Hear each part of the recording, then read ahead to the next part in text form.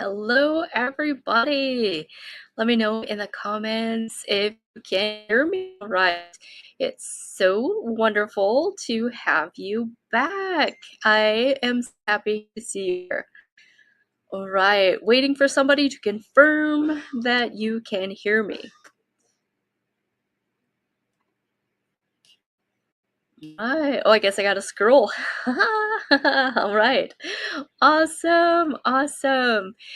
Here we are again. It's the final night of the MonDak Wellness Summit. It has been an amazing week. What a powerful journey this week has been. And tonight we're closing with a topic that quietly affects nearly every family in this region. We're honored to begin this evening with Stacey, a nursing student who teaches on one of the most important and overlooked pillars of modern health, reversing insulin resistance through simple, strategic food habits. After menopause left her struggling, dismissed, and searching for answers the system couldn't offer, Stacey discovered the power of using food as medicine. That shift didn't just improve her labs, it changed her life. And now she's passionate about helping others reclaim their health in a way that feels doable, empowering, and sustainable. Tonight, Stacey breaks down insulin resistance in a way that finally makes sense. No extremes, not perfection, no overwhelm, just fasting, practical strategies that work especially for 88% of the people who are currently metabolically unhealthy, whether they know it yet or not. Welcome to the stage, Stacey from Stacey Quest. Hello, I hope that my internet is okay. Let me know if I'm a little spotty because I feel like you are. I think it's my internet. So we're going to say a little prayer for the internet to work properly. And I'm happy to be here, Tanya. Thank you so much for having me. I am super excited to share this with everyone because people need to hear this for sure. All right, it's gonna be great. I'm gonna leave you and bring up your slides. Okay, thank you. Welcome, everyone. I'm so glad you're here tonight. Thank you, all my friends and fans, for coming to watch me, and I'm super excited. Let me see here. I think I'm on the wrong slide. I need to go back a couple. Okay, so my name is Stacey. Now I just got married, and I was in a bad place when I started my quest. And I call it a quest because the medical professionals were not helping me. And I'm not insulting medicine. I'm going into nursing. It is not like that. But when I was begging for help in menopause, I was not getting it. And I felt like I was back in my puberty days, but on steroids with it. And everything I used to feel all came flooding back. And I do have a history of depression and anxiety. And it just, what I was doing was not working. And I just started, actually, that's how I met Tanya. And I went to go see her. And at the same time, I found information on insulin resistance. And let's dive right in. So again, welcome in. I'm happy you're here. So sick care versus healthcare. Sick care is just a big industry. And sadly, if you're sick, you're profitable. And if you're healthy, you are not profitable. And the food that we're eating is impacting us negatively. So why are we tired, inflamed, and hungry? Well, I'm about to tell you. And let me know in the comments if you're tired, inflamed, and hungry all the time, because I know I was, and I am no longer that way. What I'm going to talk about tonight is why we're sick. I'm going to talk about Dr. Ben Bikman. I study him. He's an amazing metabolic scientist, and I'll tell you more about him in a moment. Insulin resistance, and then we're going to tell you some solution that you can start tomorrow morning. Super exciting. Okay, so I know these are a little bit small. It just states that obesity in U.S. children has an increase unprecedentedly in the past couple of decades. Only 12% of American adults are actually metabolically healthy. 88% of the population is metabolically healthy and doesn't even realize it. And cardiovascular disease is the leading cause of death in the United States, actually globally, at 7.9 million people yearly. Here is our problem. It's the food. A few companies run the gamut when it comes to processed foods. And decades ago, like when my parents were children, we didn't have this type of food. And we ate whole, natural, real foods. And there was less diabetes, much less obesity, and much less heart disease. And through, I was born in 75. And through that time, as you probably know, what did we eat? Kellogg's cereal, Pop-Tarts, all of those processed carbohydrates and simple carbs. And we were told by medical professionals in the world around us to eat small meals every 2 hours, that fat makes you fat, that the red meat and the eggs are what are causing our heart disease. And they told us to run our life on carbs to keep our metabolism going and to get all the energy we do from carbs. And I'll talk to you more about that in a moment. But carbs are sugar, and especially the kind of carbs I'm speaking of, like the bread, pasta, rice, and flour-based foods. As you can see in the pictures above, the food is different today than it was years ago. Carrots are bigger, fruits are bigger, potatoes are bigger, and our wheat is not the wheat that it once was. They removed the fiber from our food when they started processing it years ago. And fiber is necessary to control our blood sugars. And when they removed the fiber, we had blood sugars that are out of control, which caused an insulin spike. And we're going to discuss that in 1 minute. So here's the problem. And like I said, it's how we're raised. And we can start with Mr. Harvey Kellogg's. So Mr. Kellogg's coined this slogan that breakfast is the most important meal of the day to sell us cereal. And what did we do? We ate the cereal and everything else. And I can tell you that when you start your day with a bowl of sugar, which that's what those cereals are, we start our day with hunger the rest of the day because we spike that blood sugar and we spike that insulin. Eating fat does not make you fat. And they told us that fat makes you fat. They told us to stop using butter and start using margarine and start cooking with seed oils. And all of those things are very dangerous for our system. And one of the biggest lies of all is the food pyramid that came out in 1977, which told us to eat 6 to 11 servings of grains daily and to minimize the fats and the meats and eat more fruits and the grains. And that's what we did. We ate small meals all day long, a breakfast and then a snack, and then lunch and then a snack, and then dinner and then a snack. And all day long, our insulin was high and we were storing fat instead of burning it.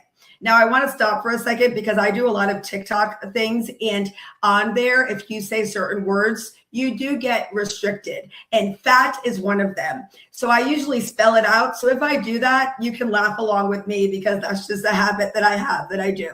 So I just almost spelled it out. That's why I'm laughing right now. Okay, so your body is telling you something and we don't know how to listen. Your body is warning you. We are in the midst of a metabolic health crisis and obesity crisis that has taken the world by force, hijacking our biology, creating cellular dysfunction, and ultimately making us overweight, depressed, infertile, and chronically ill. Then, like I said earlier, 12% of the population is metabolically healthy, and sadly, 88% of us are not. And I was part of that 88%. And I didn't even realize how unhealthy I was. And I also had infertility. Sadly, now I'm postmenopausal. I did not have children. Yes, we're going to speak of that in 1 second, Kendra. I'm so excited about that. They flipped the food pyramid. Hallelujah. But I was part of that 88%. And I didn't know how serious it was. And I ran my life on carbohydrates. And I'm not demonizing the carbohydrate. I want you to understand that. There are different kinds of carbohydrates. I'm talking about the sugar, like the simple carbs, the ones that burn off the fastest. So I want to introduce Dr. Ben Bikman. Dr. Ben Bikman is someone that I learned from. He wrote the book, Why We Get Sick. And this is a great book if you want to learn more about metabolic health. He is one of the leading metabolic scientists in the world. He teaches at Brigham and Young University in Utah as a cellular biology teacher. He also studies fat cells for a living, and he is well-versed in insulin resistance. He is a very intelligent man, way smarter than me, and someone that I love to listen to. He's a biomedical scientist specializing in metabolic health and insulin resistance. And you can read all of that yourself as well. But he also works closely. He actually helped change the food pyramid. He's well known in the industry of metabolic health, someone you might want to look into, as well as Dr. Jason Fung, another well-renowned nephrologist that talks about how you can reverse type 2 diabetes naturally by changing the way you eat your food. And that's what I help people do every single day. Okay, so insulin resistance. I am not sure if you've heard of insulin resistance. And like it says here, it's an epidemic you may have never heard of. 1 in 3 Americans have it, but here's the problem. 50 to 80% of us don't even know what it is or ever heard of it. And I was one of those. So I didn't think this could be me because I was not diabetic. And I was like, insulin is for diabetes. Boy, was I wrong. Insulin resistance is a dietary condition where the cell of your body stops responding to the hormone insulin. And then this is how it works. Over time, we eat those unhealthy carbohydrates, and our pancreas, and I happen to have one right here, our pancreas goes to work and it sends out insulin. Every single person in the world has insulin, the hormone. It is a fat storing hormone, unless you are type 1 diabetic. Type 1 diabetics do not have enough or any insulin, so they're considered insulin dependent. Okay. And type 2 diabetics are insulin resistant. So type 2 diabetics have too much insulin, and type 1 diabetics have no insulin. And the insulin hormone is what makes us store fat. So we have to realize that in order to lose weight, we've got to lower our insulin. And just so you know, insulin resistance is dietary. And you get it from eating the wrong food in the wrong order and too often. And you can absolutely reverse it the same way. Just reverse the way you're eating. And I'm going to show you that in a few minutes. So here's the problem. And insulin resistance is in the center of that circle, and all the things around it, like diabetes, cancer, and that's type 2, PCOS in females, non-alcoholic fatty liver, heart disease, yes, high blood pressure, Alzheimer's. Type 3 diabetes is considered Alzheimer's, and it is insulin resistance of your brain. Migraines come from it, erectile dysfunction, neuropathy, and obesity.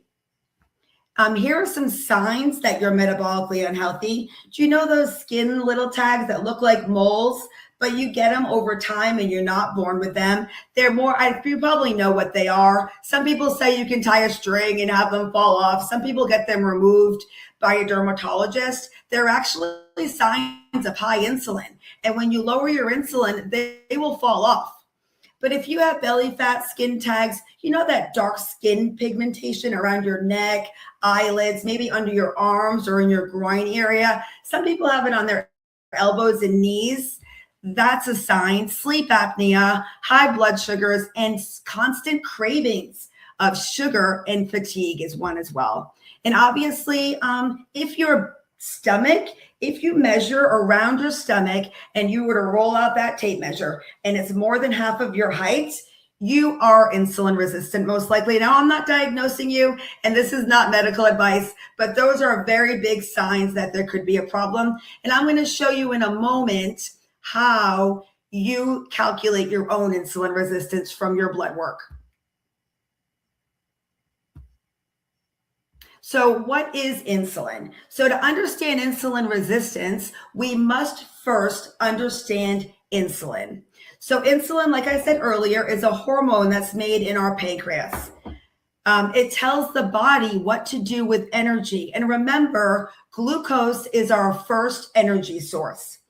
Fat, it's a fat storing hormone, and it makes things bigger. Hence, it pushes those skin tags out. It makes us store sugar as fat in our fat cells of our stomach. And its main job is to move the fuel out of your bloodstream and put it into your cells. So if you look at my images there, insulin is like a key, and it opens up the receptor in the cell and it allows the glucose in. So let me explain that a little bit better. Every single cell in our body has an insulin receptor and a glucose channel. The glucose channel remains closed until the insulin opens up the receptor of your cell. It reminds me of like a Tesla, how you plug it in to give it energy. That's kind of like what the insulin does. It plugs into your cell, but instead of the insulin getting the energy, the cell is getting the energy. And that's the way insulin works. So when you eat food, all foods convert to glucose, whether it's fat, protein, or carbohydrates. Carbohydrates turn more to glucose, and the protein and fat turn less. But no matter what you eat, you're going to have a blood sugar response. And once you have the blood sugar response, that's when the insulin comes out. And the insulin comes out and it drives around in your bloodstream with the glucose, and it goes to every single cell that needs energy. And the insulin opens the cell, and then the glucose goes in, and then your blood sugar comes down. Now, here's the thing. When we're overloading our body with sugar in our diet, we end up with too much sugar and too much insulin, making us hyperinsulinemic and hyperglycemic. But then the insulin brings down the blood sugar. So now you're hypoglycemic. Hypo is low and hyper is high. And then when you're hypoglycemic, my friends, what do we do when we're hypoglycemic? We eat because we have the shakes. We're tired. We're nervous that we're going to pass out, and we're hangry. And what do we do when we're hangry? We eat food. So that's when we go for the simple carbohydrates, like a glass of orange juice or some Skittles or some M&Ms or something like that. So you don't get fat because you eat too much. You do not get fat because you eat too much. You get fat because your insulin tells your body to store too much. So when we have an overload of glucose, the extra glucose doesn't just dissipate. It has to be put somewhere. And insulin's job is to store. So if it cannot store it into the cell, it's going to store it into your midsection. And it starts on your liver. So the picture in the back, like behind this front wording, shows a body with visceral fat. Now, visceral fat is the dangerous kind. It's the kind that surrounds your organs and causes inflammation and organ dysfunction. The kind of fat you can pinch, that's the subcutaneous fat. That is not as dangerous. What we need to do is burn that visceral fat by changing the way we eat so we can drop the amount we have, lower that down, and start fixing our bodies metabolically. And if you have questions, please feel free to ask. I love questions. Okay, the next thing we're going to talk about is the blood sugar roller coaster ride. Now, we want to leave our blood sugar in that optimal range, in that peach little line there with the green wavy line. I call that the kiddie ride. And I love roller coasters. If you know me, you know I'll be on a roller coaster in a second. Even at 50 years old, I grab Mark and we go to whatever park we can, no matter what. I do it all the time. I love the roller coaster rides, but I do not love this roller coaster ride. So when we eat a high sugar diet all the time, and I'm not talking about candy, I'm talking about bread, pasta, rice, Starbucks, Dunkin' Donuts, fast food, processed food, cereal, oatmeal, all these things are higher on the glycemic index, and they're going to spike us up the most. And the higher the spike, the deeper the crash. And when we do this, we end up craving, hungry, hangry, and how many of you get that thanks, Kristen. How many of you get that 3 o'clock slump? You know, you want a siesta at work. Even when I worked overnights, I would still get that feeling at 3 o'clock in the morning, because when you run your life on the carbohydrate, you're going to be exhausted by at the end of your day. Excuse me. So people are finally waking up. And like we said earlier, I don't know if you saw the news, but I definitely want to watch this Toxic America's Food Crisis with Jillian Michaels. She used to be on the show, The Biggest Loser. I'm not sure if you remember her. I love her. Anyway, I can't wait to see that. I believe it's on Netflix. I'm not quite sure, but you can look that up on Google. And this is a before and after of that food pyramid. This is the new food pyramid, the one that's inverted. That is telling us to eat more protein and more veggies. And look where the grains are, way in the bottom, to eat those minimally. They're not even demonizing the egg anymore. We can eat eggs again without criticism. That is amazing. And look at that nice juicy steak up top. I love meat. I do eat veggies too. I eat all the foods. I just eat them in the right order. But this is what we're changing to. And this has actually changed my life. So insulin resistance, there are so many signs of insulin resistance. How do you know if you're insulin resistant?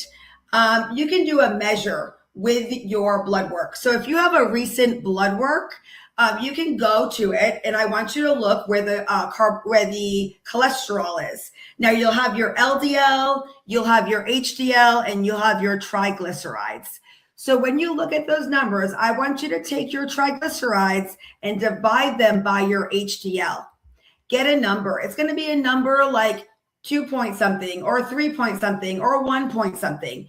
You want that number to be less than 2, preferably 1.5. But if it's less than 2, you're doing really well.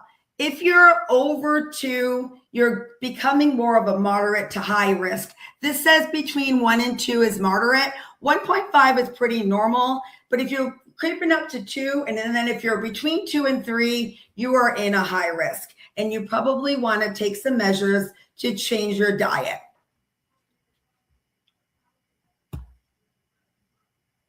So let me just explain it a little bit more to make sure we understand. So when we eat these foods over time, I just want to make sure I'm explaining the insulin resistance, because this is a big topic, and I feel it's an epidemic because it impacts 1 in 3 people, and our children are even getting it, and our children are getting non-alcoholic fatty liver as well, and pre-diabetes, and that is unheard of.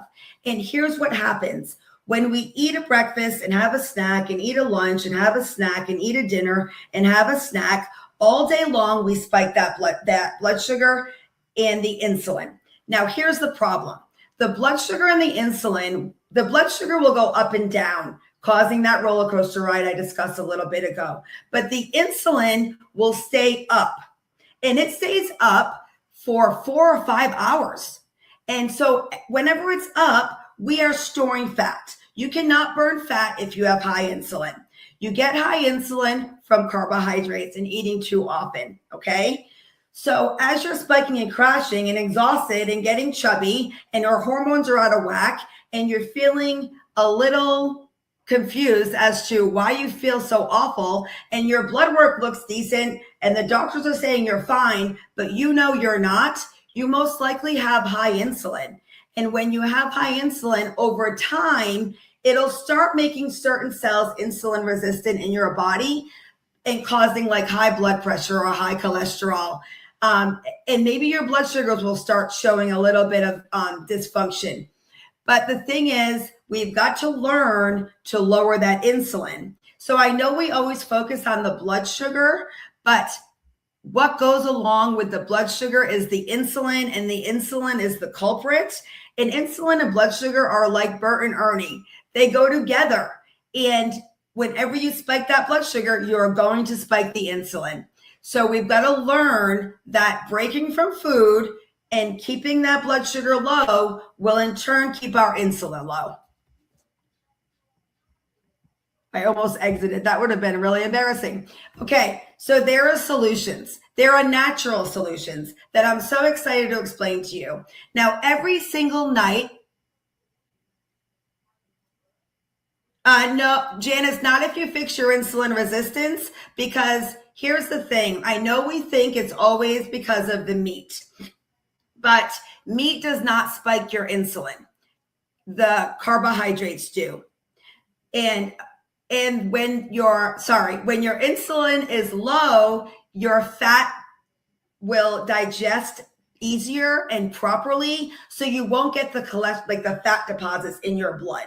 So as we think it's because of the meat, it's actually because of the carbohydrate, because most of your cholesterol comes from your liver.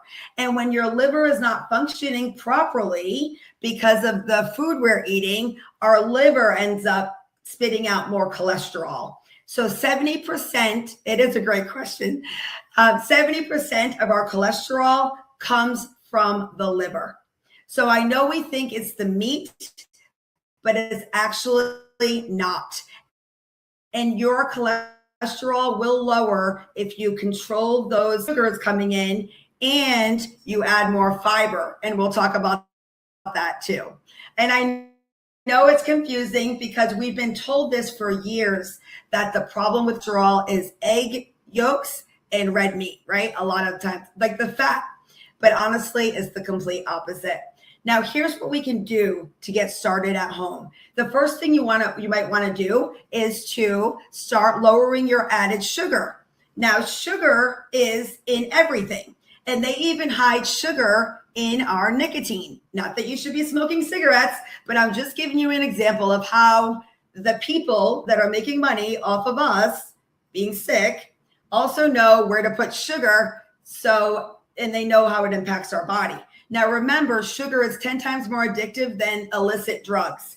Literally, it gives you a dopamine response. And I will promise you, you're not broken. And it's not because you're getting older. It's because your body is not functioning properly because you're eating the food too often in the wrong foods. Now, butter is excellent, Brenda. Butter is great. You can use butter all the time. You want to look at using extra virgin olive oil, avocado oil. Avoid seed oils at all costs and throw away that margarine. We grew up eating margarine, right, Mom? My mom's in here. And they were told us to. They told us to, and it really wasn't the way we should have done it.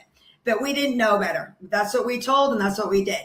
Now, I know people get nervous about fasting, but here's the thing about fasting. Fasting is healing, and there's so many ways to do it. Getting a little parched. So different types of fasting. You can do like a 12-hour fast. You could do a 16-hour fast. You could do an OMAD, like 1 meal a day fast. You could do 12, 4, and 4. There's so many ways.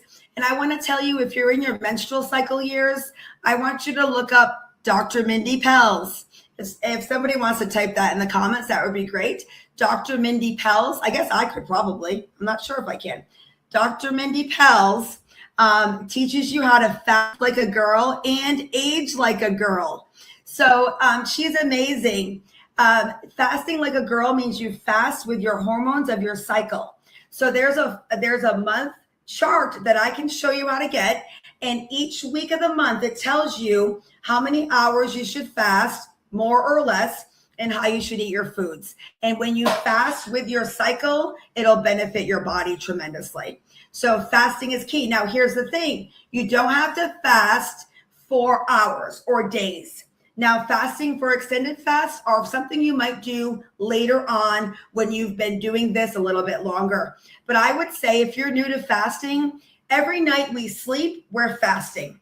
Let me know how I'm doing on time, Tanya, too. I don't want to go over. So when we're fasting, when we're sleeping, we're fasting. So that it just means you're breaking from food. So if you stopped eating at 8 p.m. and you go to bed at your regular time, what's going to happen is all your food digests, your insulin and your blood sugar come down, your glucagon is going to burn off. Okay. Once that happens, your brain signals your liver to start turning your fat, the stored sugar from all the carbs that's there for you in case you run out of food. You have an unlimited amount of fat on your body. And what will happen is when you break from food, your liver will go to work and it'll start taking that fat and turning it into energy. And that, my friends, is your second fuel source. So when you start making ketones, and if you are postmenopausal, Dr. Mindy Pelz says that the postmenopausal brain loves ketones. And you will see that I feel amazing. I literally fixed all my menopause symptoms doing this. It's so crazy. And a little bit of help from Tanya as well. We won't leave that out, right, Tanya? So fasting is key. You can start at 12 or 13 hours. Oh, so when you go through the night, you start burning fat by 12 hours. You know what happens also in the morning? When you wake up in the morning, your GLP-1, your glucagon-like peptide, you know everyone's taking Ozempics, the skinny shots and stuff. And that's fine to do, but they mimic your body's GLP-1. So I'm not, if you're on them, great. They do a lot of benefits for a lot of people. But I want you to also understand that we need to be eating food as well. So if that shot is causing you to not be able to eat, you've got to find a way to eat the food. Okay. So your GLP-1 is stimulated when you wake up in the morning. in your body is going to be fat burning, and your human growth hormone that helps you make some lean muscles, that's stimulated too. So when you get to 12 hours, if you stopped at 8 p.m., at 8 a.m., you're 12 hours in. I always recommend going to 13 hours. Give your body that one more hour. And how you break your fast, for sure, Joanna. Oh, yeah. How you break your fast really does matter. So when you know how we like to tell ourselves, oh, let's celebrate. Let's go have something sweet because we just went 13 hours without eating. Pat on my back. Don't do that. Please don't do that. When you eat your first meal, I want you to think about protein, fiber, and good fats. Try to break your fast with that. You eat a well-balanced meal. I don't want you to worry about the calories. We're not doing a diet here. We're not counting calories. We're not counting macros. I'm not counting anything. The only thing I'm counting is the hours from when I ate yesterday to when I eat today and how my plate looks. If I have a lot of bread, I'm going to eat more fiber and protein. If I have protein and fiber or protein and good fats, I'm good to go. These foods are going to make you full and they're going to keep you from snacking all day. Now, on these little sheets, I get these on Google. If you want cheat sheets like these, I would suggest you can go right on Google and type in a high protein cheat sheet. And those will show you how to get enough protein, how to get healthier fats, and how to get more fiber. Now, why is fiber key? Fiber has been removed from our diet and our processed foods. And what fiber does is it controls your blood sugar, it controls your insulin, and it also controls your cholesterol. Okay, great. It also controls your cholesterol. What it also does is heal your gut. I had IBS for 19 years, and I fixed it in 2 weeks. I just got nervous because I'm like, how much time am I at? I fixed my gut issues in 2 weeks, changing my diet. It's not a joke. I can't believe it myself. I had numerous colonoscopies in my 30s and 5 minutes. Okay, I better rush here. We're rolling. And I literally fixed it. So as I want to show you this really quick. So fasting, fiber, protein, good fats, and you can still eat the bread. Whenever you eat the bread, I want you to make sure you put fiber and protein first. Now, if you struggle with the food addiction and the cravings, I use some simple tools that I do have a link to. And this is what that is. And you can check this out later. These products are nutraceuticals. They're in the PDR. If you're a doctor or nurse, you probably heard of the PDR. It is the encyclopedia for medications. These two nutraceuticals are on there, and they stimulate GLP-1 in your body. They control your blood sugar, control your insulin, make you feel great, and literally stop food cravings. If you're looking for something like that, I can help you there too. I want to show you really quick before and afters. So my before and after is that first one. I lost 40 pounds. I fixed all my menopause symptoms. I have no more high blood pressure. I don't take medication for anything. I have no cravings. I'm also an alcoholic in recovery. I don't crave alcohol anymore. And I have no depression, anxiety, mood swings, hot flashes, brain fog went away. And these are some other of my friends. Kristen's in the chat. She reversed her type 2 diabetes. Tanya Lee did too. Crystal on the bottom with the blonde bangs. She had Hashimoto's thyroidism, reversed it. Janice is in the chat. She also reversed her Hashimoto's in 12 weeks, and her cholesterol is better than it ever has been, even when she was on a statin. Skin tags fell off. The gentleman with no shirt on, he lost, Michael, he lost 150. And Kindle, she's a little bit younger. She's in her 20s. She lost 75. Her IBS is gone, and she reversed her PCOS. And this is Michael Martin right here. He lost over 130 pounds in a year. He got off all of his medications except for a baby aspirin and a allergy pill. And that is my QR code if you want to check out the products and my link. And I want to tell you it's progress, not perfection. And you can do it, and you're so worth it. And thank you so much for being here, you guys. I hope you got some information and enjoyed yourself.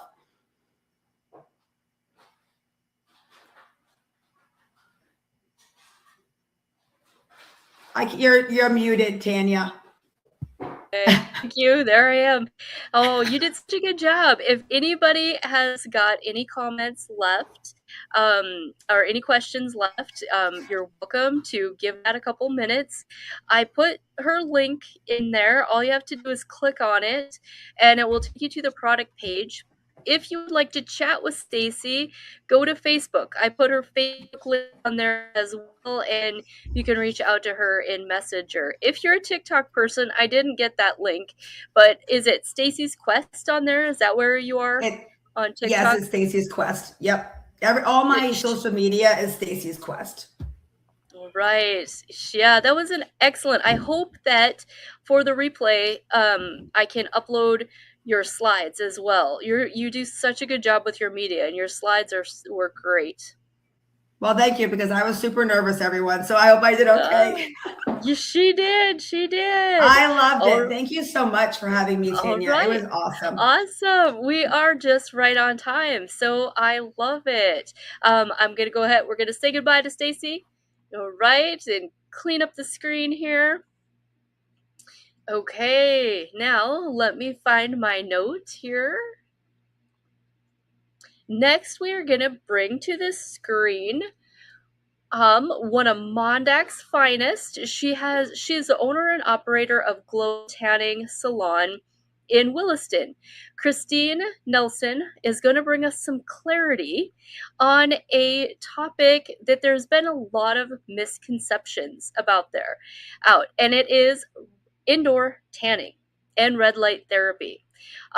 She will debunk some of those common myths and explain how tanning and red light can support wellness when used correctly. And she's going to share a little bit more about all of the other things that her spa offers. Come on up here, Christine. Hi. Welcome. My glasses are weird. Let me take those off. Awesome. Welcome to the MonDak Wellness Summit. Thank you.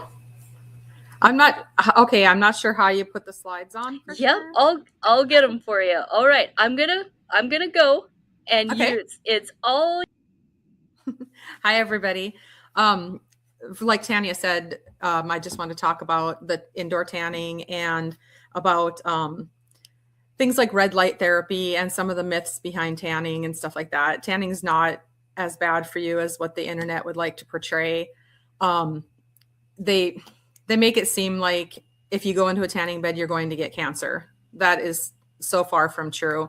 Majority of people that have had cancer have never even been in a tanning salon before or in a tanning bed. There's so many factors that factor into getting cancer. That tanning is not a major problem. I'm not going to say that you'll never get cancer from tanning. I would never ever try to make that claim or anything like that. But all you're going to read online are the bad things about tanning. You have to do your deep research. I go to a lot of tanning expos. I speak to a lot of experts that include doctors. There's many dermatologists out there that are not against tanning. Hi, Stacey. I see that you go to the tanning salon. I knew that too. But yeah, there's just a lot of things. I'm not quite sure how to switch over. Let me see if I can switch over. Okay, let me get to the tanning one.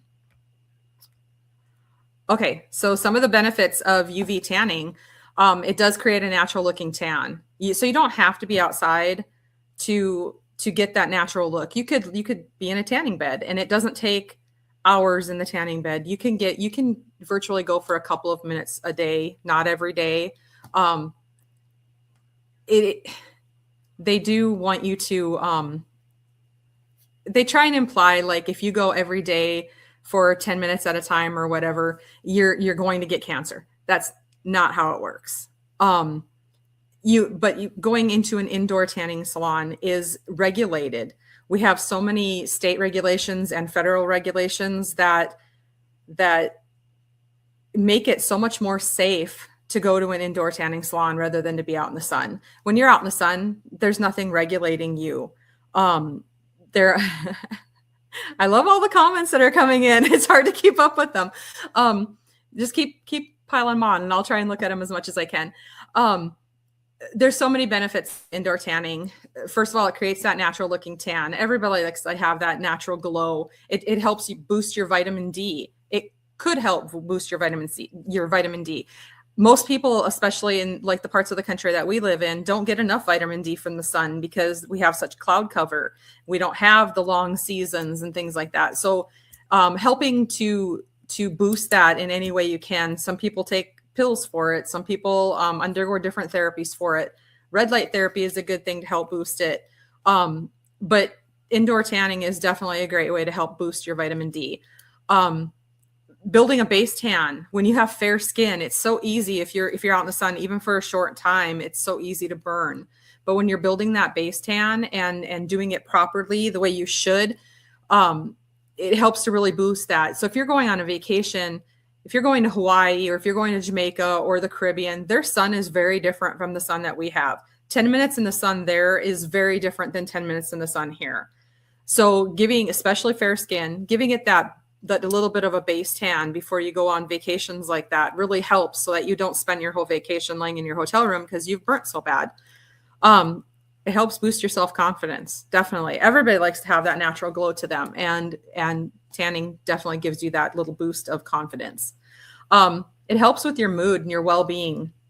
Seasonal depression is a very big thing.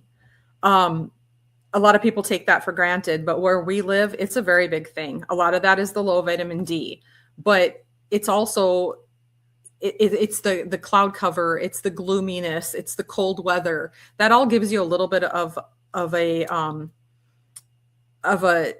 depression. I hate to say the word depression, but it is a form of depression.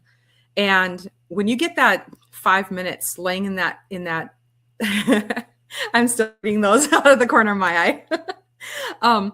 So when you get that, even if it's only 5 minutes laying in a tanning bed, you're getting that nice warmth. You're getting that little bit of a glow. You're getting that little boost. It really helps a lot to help alleviate that seasonal depression.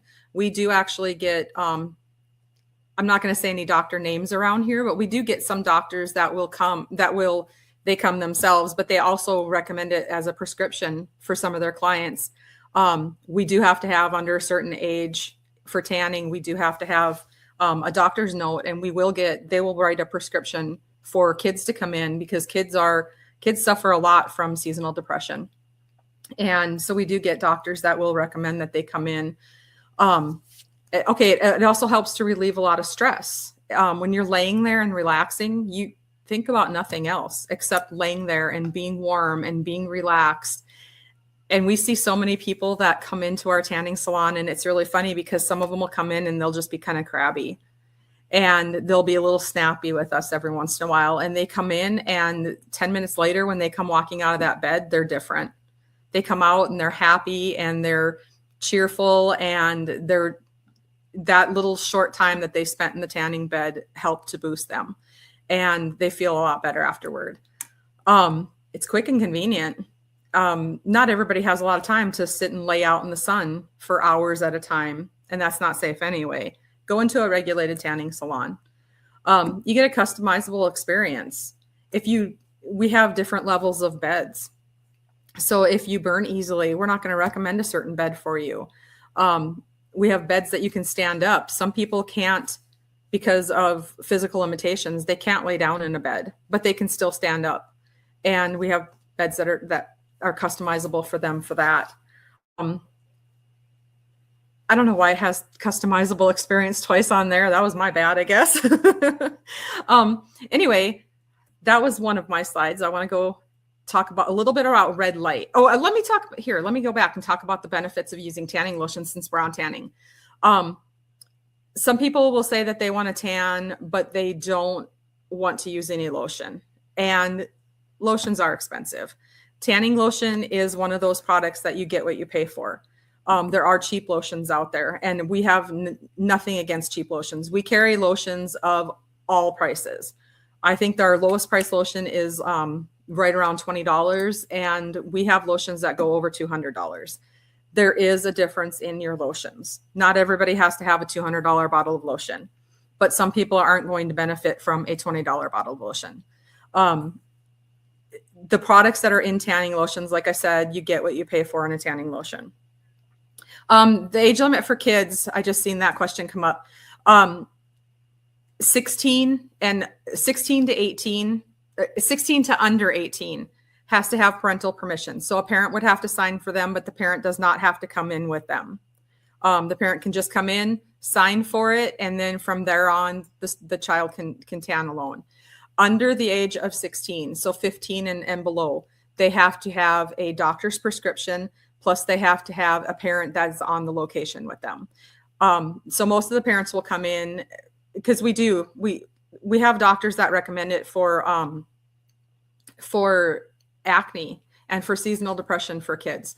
And when they're that age, the parent can come in, check them in, and then go sit in their car. But they do have to be at the location with them. They can't just leave them there. Federal regulations say that they do have to be there. And we kind of go with that for all services except spray tanning. There is no age limit on spray tanning. So any age can spray tan. But our red light therapy, our hydro massage, all of that, most of those don't have the federal regulations, but we kind of follow the same age limits for all of our services. Yeah, Stacey, everybody looks healthier and prettier when they've got a nice tan on. Anyway, back to the tanning lotions. So tanning lotions do have a lot of skincare benefits to them. They accelerate your tanning process. So they definitely help for your tan to go a little bit quicker. They also extend the life of your tan. So you can extend that out a little bit longer. Your tan won't fade quite as quickly. The main reason for that is it's keeping your skin hydrated. So when your skin is hydrated, it's going to last a little bit longer to keep, for your tan. A tan basically sits on the surface of your skin. A tan doesn't go skin deep. So when it's sitting on the surface of your skin, if your skin is dry, it's going to slough off, and then it's going to fade your tan faster. If you're keeping your skin nice and hydrated with good lotions, not only your tanning lotion, but also good follow-up care lotions, like a water-based lotion is basically what you want. You don't want an oil-based lotion. Oil-based lotions will sit on the surface of your skin. They'll make you look nice and shiny and glossy. So they'll look like they're doing you some good, but in reality, they're really not doing anything because they're not soaking into your skin. You want an oil or a water-based lotion, because a water-based lotion might not give you that glow that you're looking for, but they will soak into your skin. So it'll keep your skin hydrated and soft and smooth. And you won't have all of that slough that sloughs off of your skin, the dryness.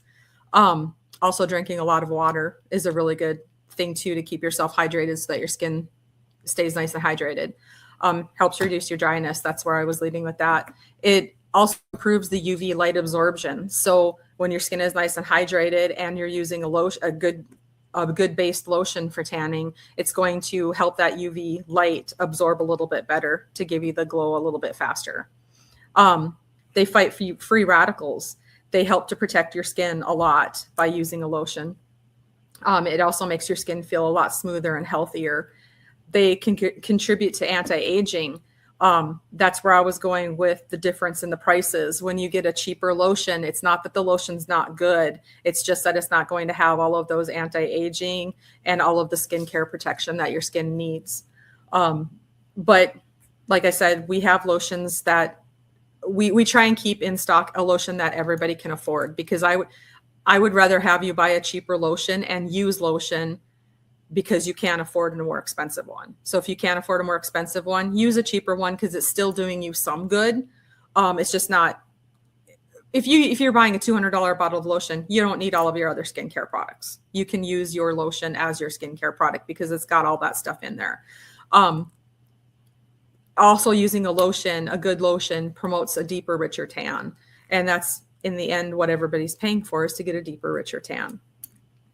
Let's go on to our next slide. Okay, some of the things you didn't know about indoor tanning. Indoor tanning is very highly regulated. We have a lot of state and federal regulations that we have to follow. We can be inspected at any time. So we have to constantly be following all of those state and federal regulations. Every bed has a time limit on it. So when you're in that bed, it's not us saying that you can't spend 30 minutes in that bed. It is the federal government that has regulated that type of bed to allow you that amount of time. our longest time in a bed is 15 minutes. Some of our beds are only 9-minute beds. That's because the federal government says that that your skin should be in that bed for is a total of 9 minutes. We never allow anybody to just start at the highest time. You have to build your time slowly. When building your time, you want to start only like with 3 minutes. The first time that you tan, do like 3 or 4 minutes at the most. Build your time from there. If you do 3 or 4 minutes and you see no pink, no redness 24 hours later, then add a minute. Don't add 5 minutes, add a minute. Keep going up 1 minute at a time until you build up to that full time.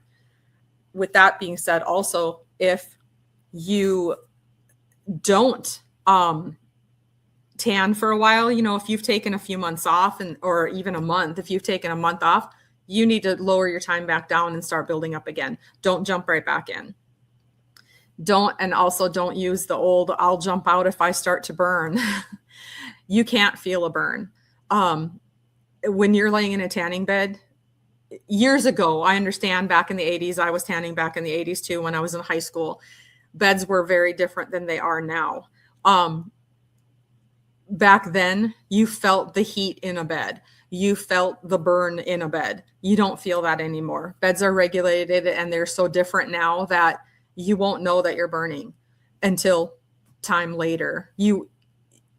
So when you're building up your time, you want to wait until the next day. See if you have any pinkness. If you have a little bit of pink, bump your time back down or stay at that time, but don't go up the next time you go into tan. Just right, keep building it up. Also, using UV tanning helps to prevent burning because the time is regulated. Also, all of our beds, I can't speak for every tanning salon because every tanning salon has different beds. Hi, Linda. I haven't seen you forever. So all of the beds have different time limits on them. In our salon, all of our beds are called high pressure beds. We have one bed that's a very high pressure bed. That one has a lot of filters on it. I'm not going to say you can't burn because you definitely can burn in any bed, but that one has a lot of filters to filter out that bad UV. All of our beds have the filters. It's just that the lower the bed, like, I hate to say levels, but some tanning salons do refer to them as levels.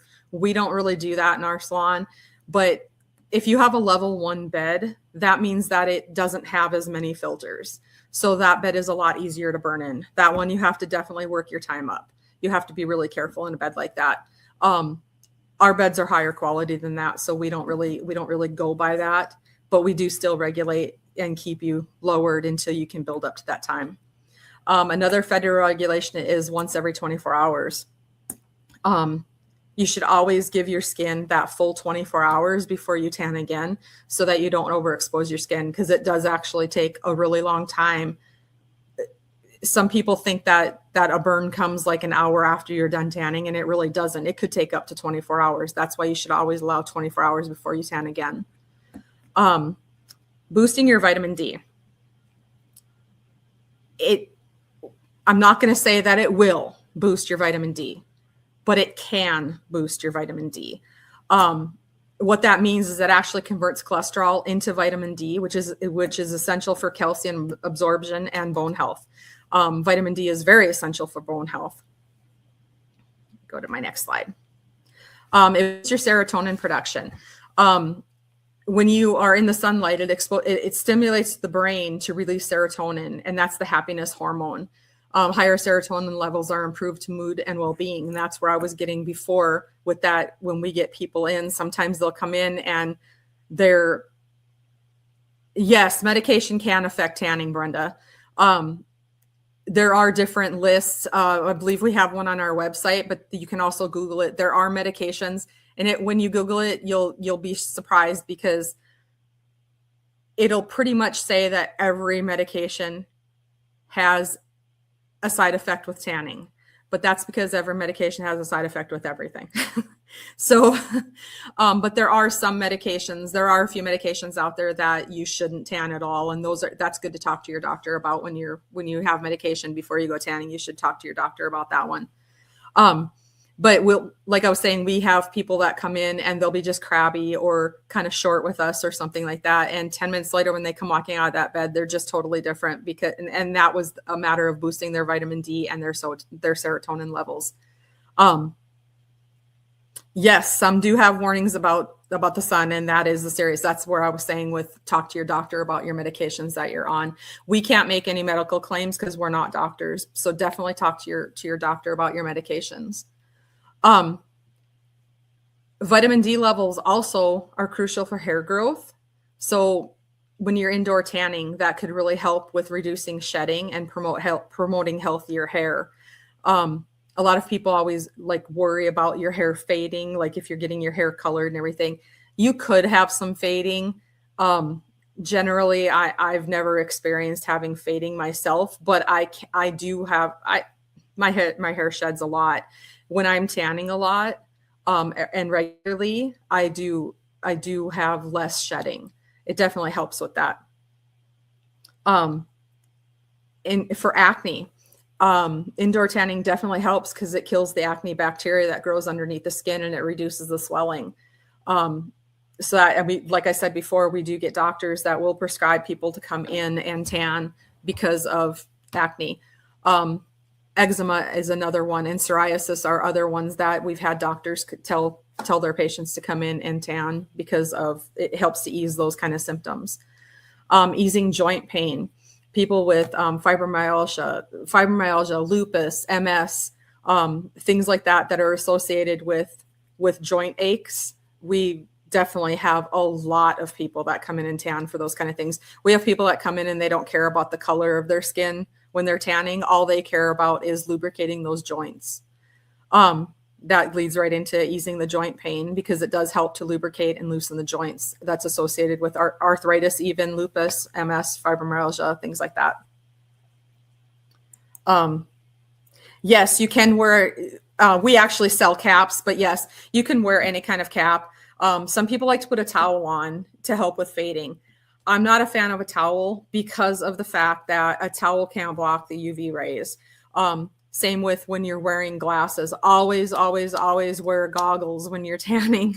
It's just the best thing to do. Some people think that if they lay a towel over their face, that's going to block it. But if you can hold a towel up and you can still see that light through, then it's not blocking the UV rays that are coming. So you definitely need to wear UV approved goggles when you're tanning. But yes, you can definitely wear a cap to help with the fading. I don't want to go to that one yet. Okay, let's go here. I want to talk a little bit about red light therapy. The red light that we have at our salon is called poly red light. It is very, very different than most of the red light that you've probably seen. Most people that come in, when they're thinking red light, they're thinking of laying in a bed that looks like a tanning bed, but it has the big long tube lamps that have red light glowing from them. That's not the kind of red light that we have. I'm not saying that that's a bad kind of red light. It's just not as intense as what we have. When you lay in a bed that has tube lamps, you virtually have to get naked, lay in that bed. It has to be exposed to all of your skin.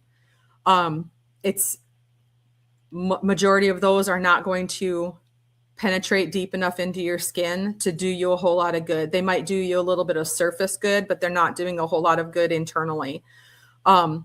Most of the time, if you're laying in a bed that has those tube lamps, or even standing in a bed in a stand-up bed that has those tube lamps, they're absorbing your body is absorbing about 18% of that red light. With the poly red light that we have, it is 680 nanometers, which means it goes directly into your bloodstream. So you don't have to be completely naked. You don't have to have your full body exposed to it. You can kind of equate it maybe similar to like a Tylenol. If you have knee pain, you put Tylenol in your mouth and it knows where to go to work.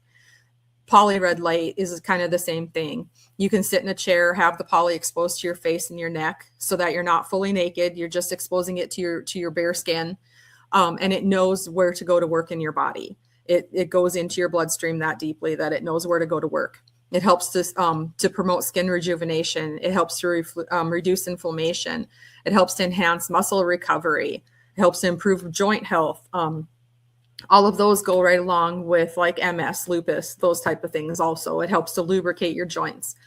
Another thing that it does is it helps to rebuild the collagen in your skin. That's majority of people that are going for red light right now. The main thing that they're looking for is rebuilding the collagen in their skin. They're looking for the anti-aging. So with that being said, you don't want to do it all the time. You can do it every day. It's not going to hurt you to do it every day. It's just not going to benefit you as much as if you skip a day in between. Your collagen can't regenerate unless it has a full 24 hours. It has to go up, and then it needs a full 24 hours to come back down before you go back up. So if you do it in less than 24 hours, it's going to come down some and then go back up, but it's not going to come down fully like it should and go back up. So you want to give it that full 24-hour little rest period so that your collagen can start to rebuild again. By doing that, it's also going to help with like the wound healing and scar. Like if you have a scar from a surgery or something, it's going to help to fade out that scar a little bit because it's going to rebuild that collagen that's under there.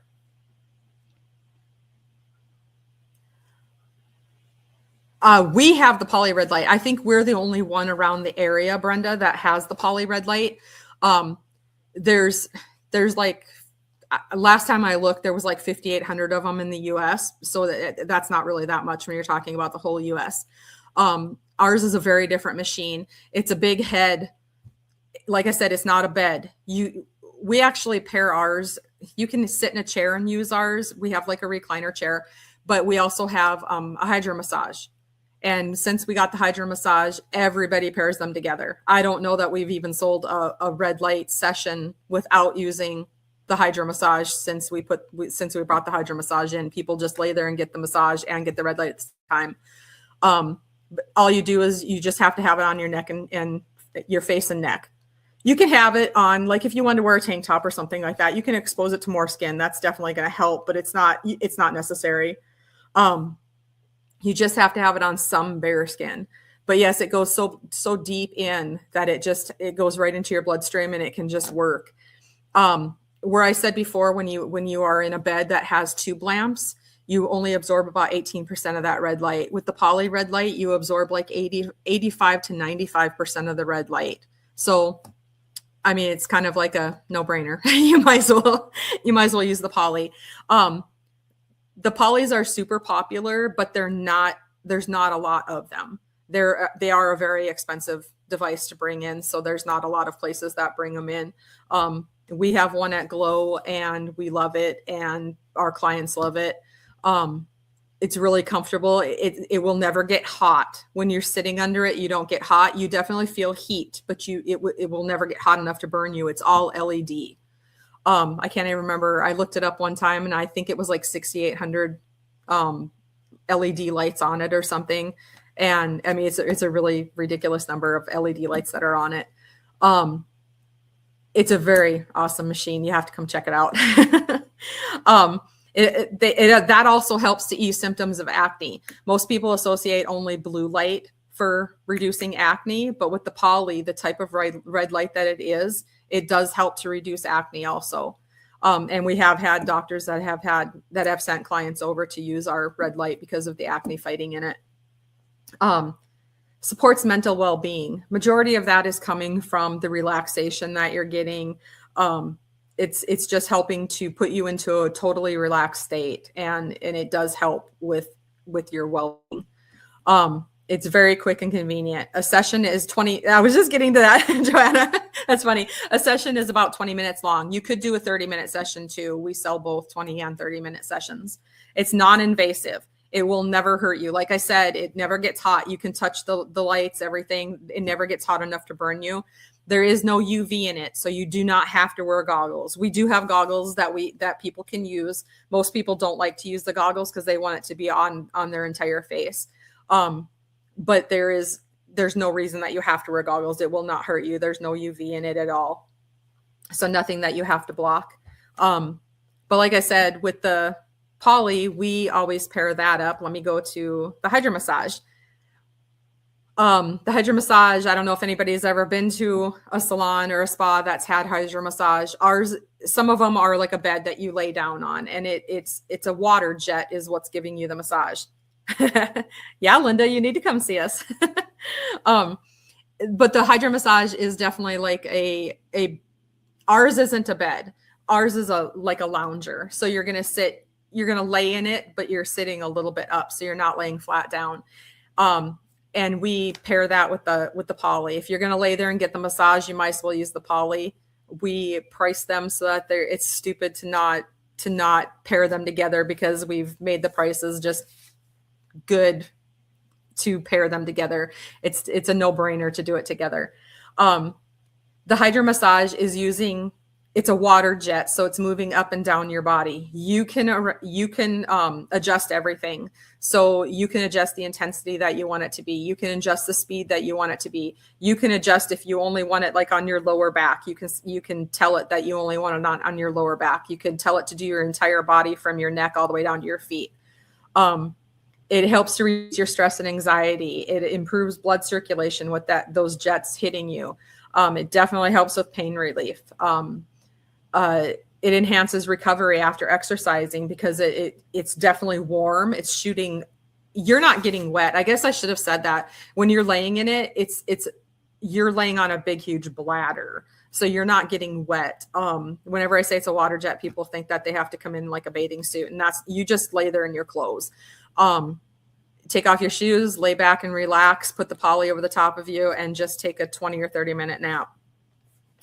We have different packages for the hydro massage too, so you can get it in different times. But you're not going to get wet at all. It's just shooting up and down your back. It's super nice. It kind of feels like almost like a rolling sensation, because it will come from your feet all the way up. And like I said, you can adjust it if you want it to be in a certain spot, but like if you use it on your whole body, it'll come from your feet all the way up to your neck, and then it'll go all the way back down, just shooting at you. And it's using nice warm water. So it's not hot or anything like that. It's just nice and comforting and warm. That's how it enhances the recovery after exercise, because it just, it gives you that warmth first of all, and then it gives you that nice massage. It's convenient and time effective. We have people that come in, they'll use the hydro and the poly, and then they'll go tan. Or if those beds are taken, they'll tan first, and then they'll go use the hydro and the poly. Within an hour, you can do, at our salon, within an hour, you can do like 3 services. So you get in and out of there pretty quickly. Safe and hygienic, because you're not touching anything. You're just laying on this mat. It's covered with a sheet. After you leave, the sheet's taken off and put into the laundry, and new sheets put on. It's very easy to run. We show you how to do it all. It's very easy, and super relaxing. Let's see. We also have a scented oxygen lounge. I don't know if anybody knows that, but we do have an oxygen lounge in our salon. It's right out in our not in our lobby, but like down our hallway. If you've never tried an oxygen lounge, it's a lot of people might know them from Vegas, because they're all over the strip and everything. People use them for hangovers and stuff, but there's a lot of benefits to them that isn't just for hangovers. You pair it with essential oils. So some of the essential oils are for boosting your energy level. Some of them are for relaxing. Some of them are for mental clarity. Just kind of depends. We switch ours out all the time. So we have our set up to where it's on. We have 2 people can use it at one time, and each person can have 2 different essential oils on there. One of the essential oils will always be a beneficial one. So it could be for like headaches or hangovers or mental clarity or something like that. And then the other one is just a fun scent. So just, gives you like something good to smell while you're getting a benefit out of it too. Like I said, that a lot of people use them for hangovers and things like that. And so that they help to alleviate headaches. They help to aid in recovery and rejuvenation. That's the hangover part.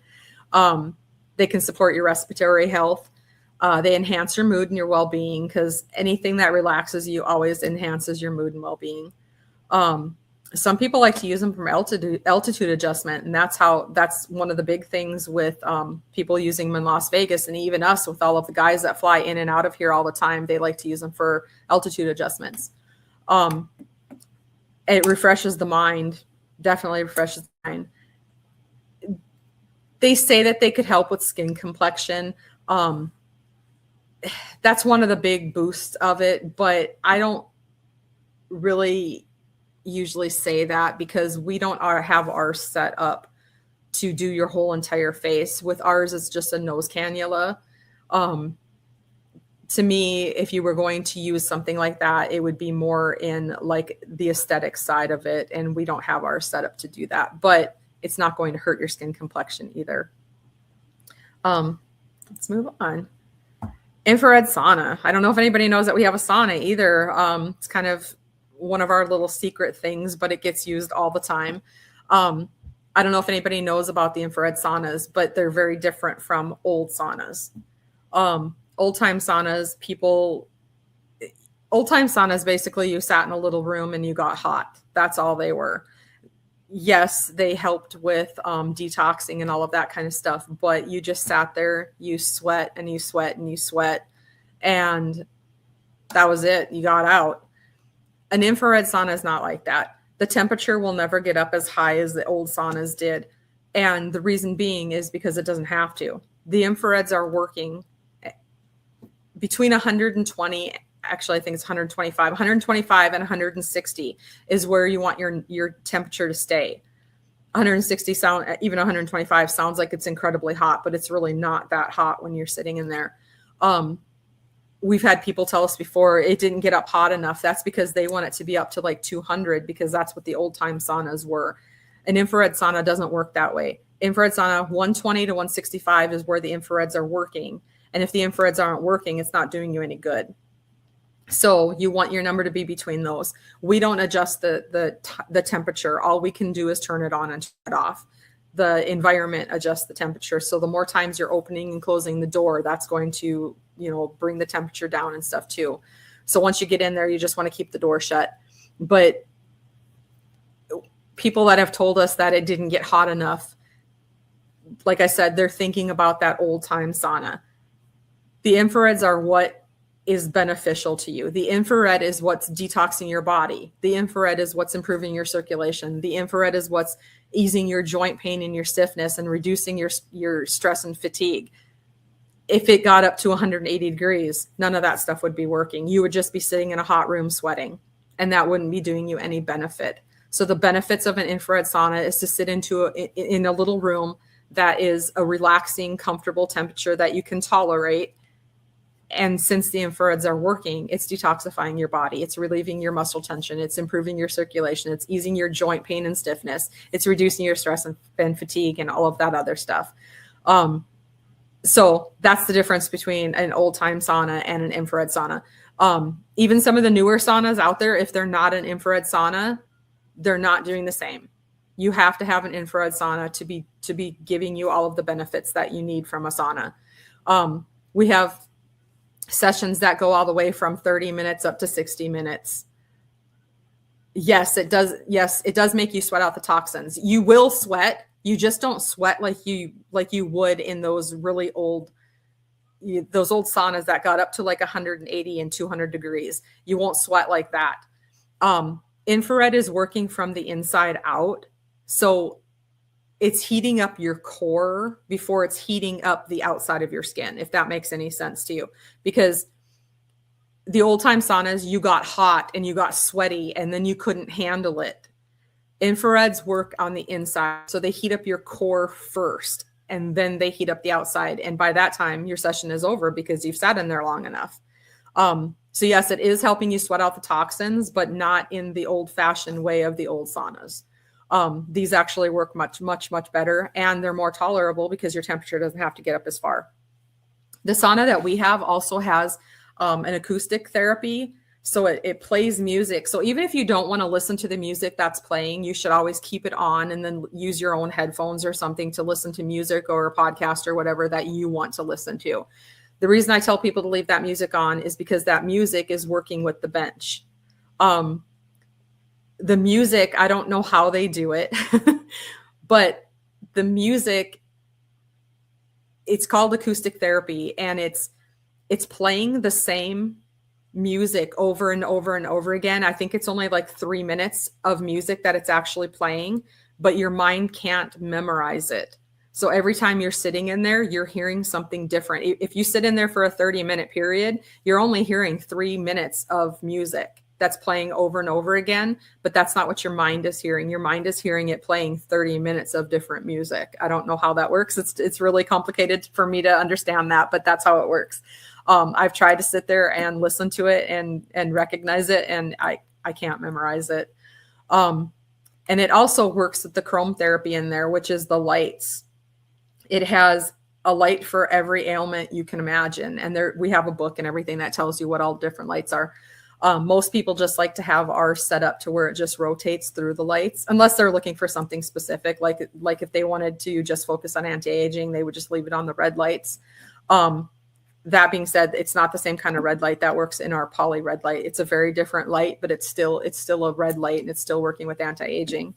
But the best to do is just leave it with all the different colors, and it just goes through a cycle of lights, and it gives you a little bit of all of them. It's a very, very nice, relaxing way to spend half an hour out of your day. And actually, talking about the sauna, we've had people that have come. We've had a few girls that have come in and used it because they got a little too carried away, like at the bachelorette party and stuff, and then discovered that they bloated a little bit and couldn't fit into their wedding dresses. And they've come in and used them for a few days to get some of that water weight off of them, to detox a little bit and get back into their wedding dress. I don't know a lot about the ones at Costco, so I'm not 100% sure. I would have to look those up because I'm not really sure about the ones that they have at Costco. I've never personally even seen them. Tanya's reminding me that we have 5 minutes left. At our salon, we also have teeth whitening. Obviously, teeth whitening is the main thing about teeth whitening is for appearance. I mean, everybody wants to boost their self-confidence and their appearance, and we do offer teeth whitening at our salon.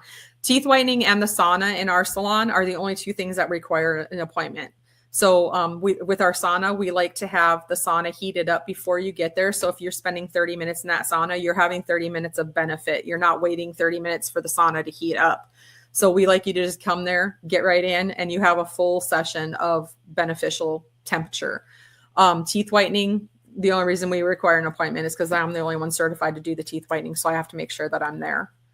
All right. It's just a picture of me. Nobody wants to see that.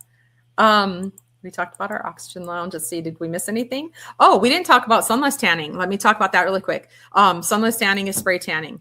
Ours is a machine. It's called a Pura machine. And some people just don't like to UV tan, but they want that glow. Perfect for them. It provides instant color. Ours also has a clear, so it doesn't provide instant color. It sprays on clear and then develops over the next few hours. Otherwise, you get the same end result. If you use a bronzer or if you use the clear, you get the same end result. It's just that the clear applies clear, so you don't see it right away. People like to do that like on their lunch break, so they don't come in, get a spray tan, go back, and everybody knows they got a spray tan. It'll develop over time. They do fade similarly to a natural tan. They enhance the skin radiance. They're ideal for all skin types. Anybody can use one. Lasts 5 to 7 days. With ours is very customizable. I don't even know how many custom kinds you can get, but we have, you can get it with a prep. So it helps to balance the pH in your skin. You can also use prep before regular UV tanning in the beds too. It helps to balance the pH in your skin so that you tan a little bit better. And then we have, like I said, we have the clear and we have the bronzer. We also have a moisturizer that can be sprayed on afterward to help prolong the effects of the spray tan. They apply streak free. They even out your skin tone a little bit. They just give you a nice healthy glow without having to lay in a bed. Yeah, does anybody have any questions? I know I went through kind of fast. It felt like I was rushing things, but I don't know. I want to give you a couple of the reasons why you should visit Glow really quick. We've had many, many Best of Bakken awards. We've had Best of Bakken awards for our spa. We've had Best of Bakken awards for our esthetician, who is Brooke Nygaard. She's right on our location. We've had the best customer service rep, and that was Jasmine Morrison. She's our manager. We have a lot of sunless options. We have our red light therapy. We have our infrared sauna. We have our spray tan booth. We have multiple levels of UV tanning. But you just need to come in and give us a look and see everything that we have. I'm just going to show you really quickly. Oh, Brooks didn't load for some reason. Well, that's not good. Brooke Nygaard is our esthetician. Brooke does hydro massages, and she does a lot of other skincare. And so if you're looking for a great esthetician, Brooke is definitely one to look up. She's won Best of Bakken awards too for her services. So we're really proud to have Brooke with us. She's been with us the whole entire time since I bought my salon. So she's been with us for over 6 years, and she's really great. We have great staff. Our staff is very friendly and knowledgeable, and whatever they don't know, they find out. So they can help answer any questions. Our hours, we are open Monday through Thursday from 9 to 9, which we take our last clients 15 minutes before closing every day. On Fridays, we're from 9 to 7, so 6:45 is our last clients. And then on Saturdays, we're 10 to 4. And Sundays, we're closed. You're muted, Tanya. I can't hear you. You're muted. I got it. I am so glad that you came on. Who here knew that all of this was inside of Glow? Anybody? Did anybody know all this was right here at our fingertips? I'm so glad. The debunking was awesome. I needed to hear it. Now, I've been one who I tan a little bit. I always have. I always will.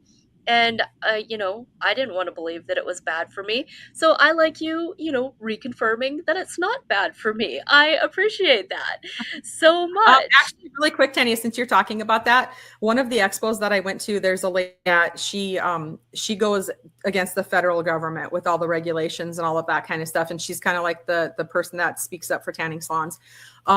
When they did a survey of, I can't remember, it was like 10,000 people that they surveyed that have had skin cancer.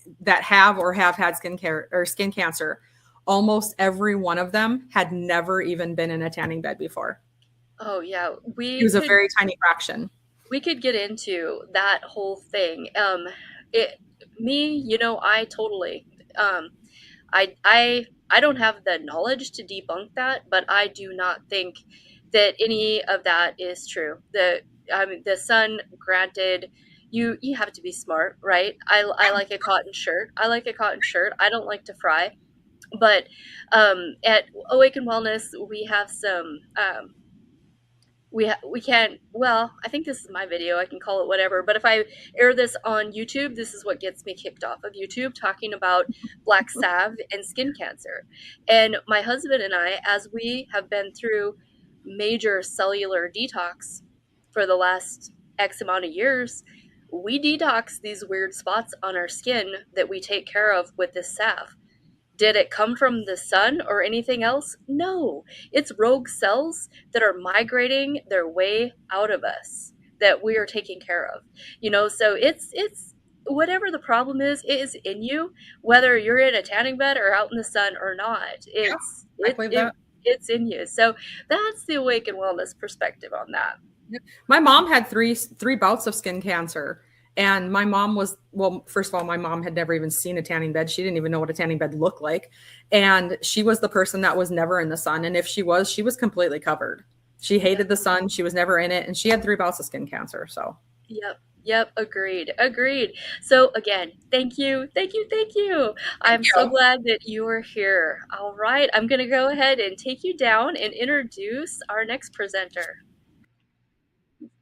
All right, guys, wasn't that great? I don't know about you all, but I am going to take a day off. I'm going to take a Tanya day, and I'm going to go hang out and try all of her stuff. I have tried her red light at a vendor show, and it was amazing. So there's a lot left there that I haven't sampled. Our next presenter is Cassi Haak. I hope I pronounced that right, Cassi.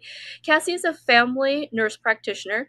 She is the owner of Revival IV and Wellness over in our neighboring town of Watford City. So I was doing IVs a little bit at Awaken Wellness, and it was something that I was not able to manage with all the other things that I do. And now it seems like since I quit doing them, but I couldn't do them on myself anyway. But since then, like my husband thinks he needs them all the time. My stepdaughter thinks, so we're over at Cassie's like more than I ever gave us IVs at our place. So we appreciate her so much. For the majority of the times we've needed it, it's because we don't feel good. We haven't been the ones that go in just for the perk of it, just for the benefit of it. We're usually in some sort of need.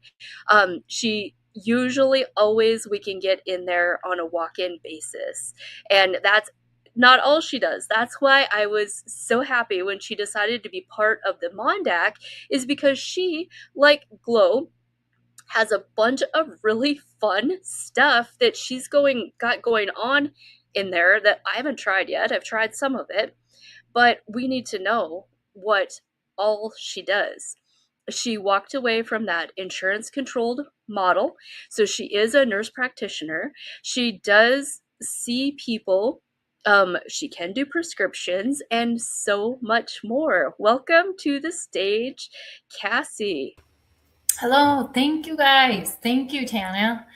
I kind of, over the week, I've listened intermittently on and off to everybody's recordings, or I've listened to them in the recordings afterwards because I haven't been able to be live. But I feel like we're on the Maha, like Make America Healthy Again. I feel like we could all be spokespersons for that. So, and what a wonderful event to be able to be a part of and just share with so many like-minded people. So yes, thank you for having me. All right, take it away. Perfect. Well, like I said, my name is Cassi Haak. She did mispronounce it, but it's okay. I tell everybody it's Haak like cake. And I am a family nurse practitioner, and I am the owner of Revival IV and Wellness. And so today we're just going to kind of talk about what we do over at Revival and Wellness and my passion, and a little bit of how it kind of all evolved and what we all offer here. So I am incredibly passionate about helping people understand why they feel the way they do. And they can have, and when they're here, they can take I can take meaningful evidence-based steps to feel better longer.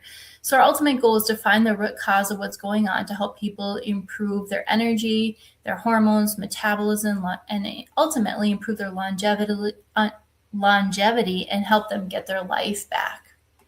Let's see if I can figure this out. Okay. For nearly a decade, like she said, I did practice in a traditional setting, and I did everything by the book. I did the guidelines, the algorithms, the protocols, and I started realizing that people weren't getting better. They were getting more medications. I was prescribing more meds like I was supposed to. I was doing all those things, but nobody was healing. Then COVID hit. And for me, honestly, it was a blessing that it hit because it really changed my mindset. It opened up my eyes, which I already knew, but kind of like just was like a gateway to where I am today. And I'm very thankful that COVID hit for that. But it also amplified what I also felt deep down, that traditional insurance-driven medicine was limiting the care that I could provide. And people needed more time, they needed more investigation, they needed more support ultimately.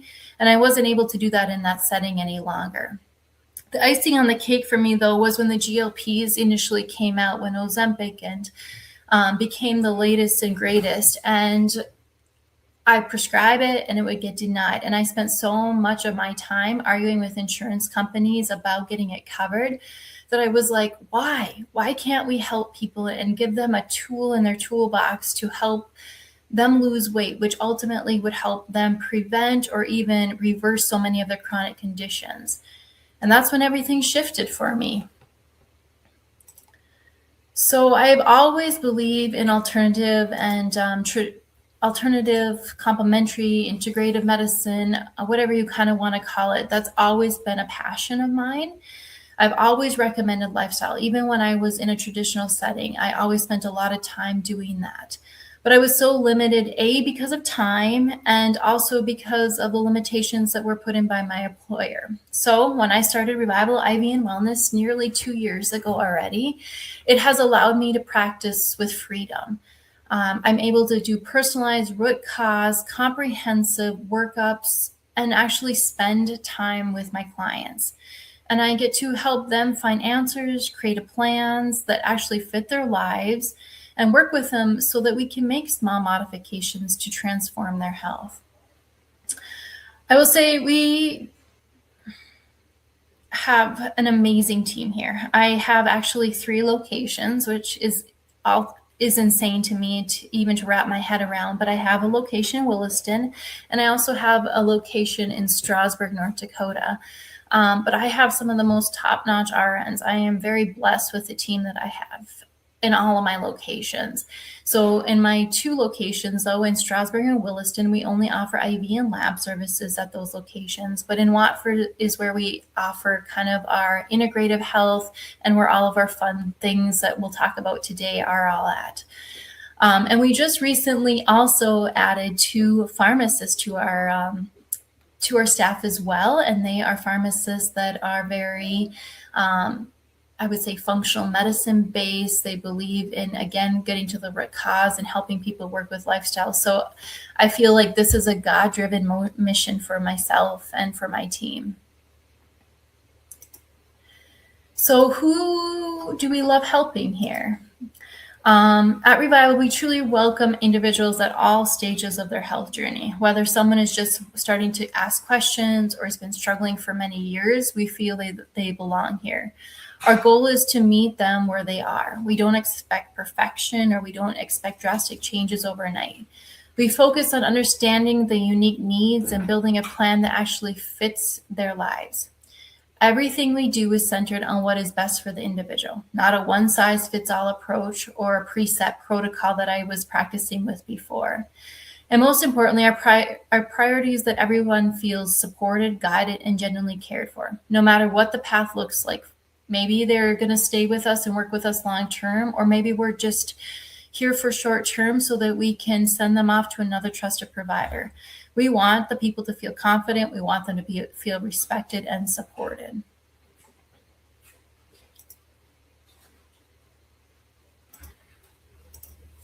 So I think that everybody, or many of the speakers, have touched a lot on your symptoms and how going to the doctor and you have your labs done and they're like, oh, everything looks normal. And these are just some of the symptoms, but a lot of fatigue. I've gained so much weight. My mood shifts. I have this belly now that I never had before. I have no sex drive whatsoever. I can't sleep. My anxiety's out of the roof. I just can't think clearly. I have so much brain fog. But what we try to do is that these symptoms are not just that you're getting older. They're not normal symptoms. These are signals that your body's telling you that something's going on. And they're not that your body's failing you. It's trying to tell you, hey, something's going on. We need to figure what that is. There are root causes, and the root causes that we discuss or that we focus on, we probably provide holistic care. We take care of the whole body, which is something I learned when I was a nurse and has continued on throughout my nursing career of almost 20 years. But there are root causes, and the ones that we really focus on here are not limited to this list, but they are hormone imbalances, thyroid dysfunctions, metabolic dysfunctions, inflammation, gut issues, and ultimately lifestyle stressors, which for many of our clients, that truly is the key for most of them. We also look. So I am passionate about hormones, and this was something that really is newer for me, I think, because I'm probably perimenopausal and I'm going through that stage in my life as we talk. And it was like when I was young, I didn't quite get it, and now I'm like, this is this is real. Like, this isn't something women should have to deal with. So I'm passionate about hormones, but we really focus on so many different things when we're at Revival. We use labs to look at the full picture, and then we apply those labs to the person, or we apply the person to the lab. So a lot of times when I go in and I see somebody, they may have already had their labs done, and I haven't even looked at them. I don't look at them until I have actually discussed what's going on, you know, what are the concerns, where's things at with them. And then we sit down and we go through the labs, lab by lab by lab with them, and how what their labs are showing is actually telling us what they're feeling. But we look at complete thyroid panels, which I know that Tanya talked about yesterday. We evaluate sex hormones. We talk about detox pathways. We assess cortisol patterns, which was, I know, also talked about in the previous nights as well, in the sympathetic nervous system and our fight and flight.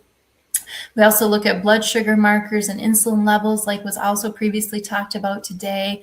We talk about micronutrients and inflammation levels and food sensitivities. We also, on the bottom, this is something that we're just actually going to be adding, which is quantum cellular body scan. So we are really getting into frequency healing.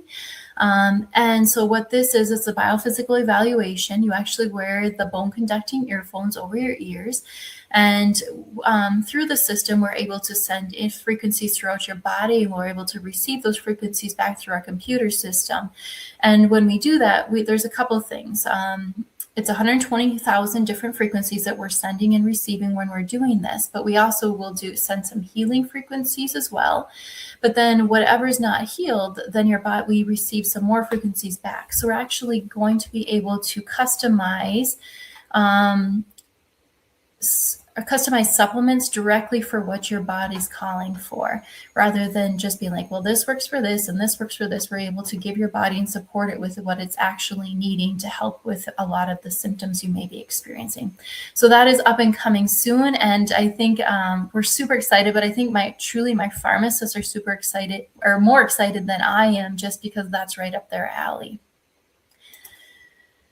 So let's talk a little bit, like I talked about, hormone balance is now it's become a very much passion, probably more so an obsession for me more than anything. But I'm very passionate because I believe in health prevention. And I think that that's where when we talk about menopause, it's more than just the symptoms that you're experiencing. So why do I recommend hormone replacement therapy, or HRT?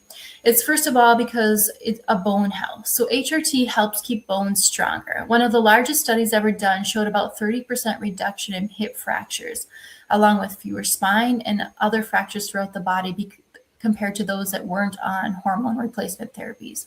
So for many women, estrogen truly acts like a protective layer for bone strength. Next, heart and clotting risks. The research is mixed on this, but there's two things that are really clear. Timing matters, and so does the route that it's taken. So timing, there's like a 10-year magic golden window, if you want to call it, of when it's best to start hormone replacement therapy. And that is within 10 years of having your last cycle. So we know that in order to clinically be diagnosed with being postmenopausal, you have to have a year without having a cycle.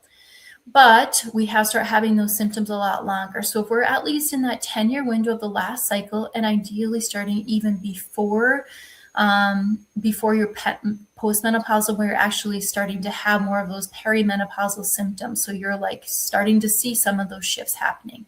That's a magical time to start on. And then how you take it. So oral estrogen can increase the risk of blood clots by 2 to 4 times, while transdermal or topical estrogen, which I use only bioidentical hormone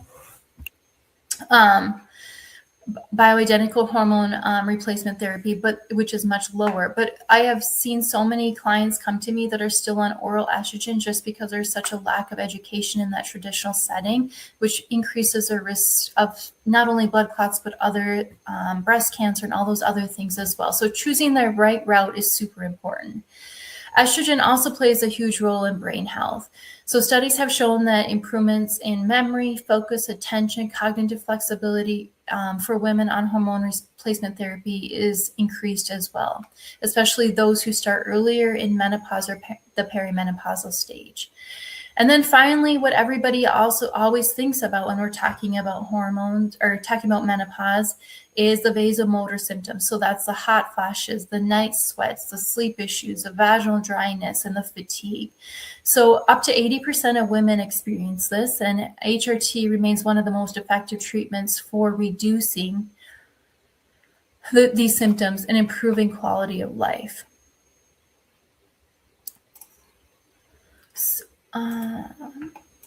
So for decades, maybe some of you know this, but for decades, women approaching perimenopause and menopause were told that hormone therapy was dangerous. They said it caused breast cancer.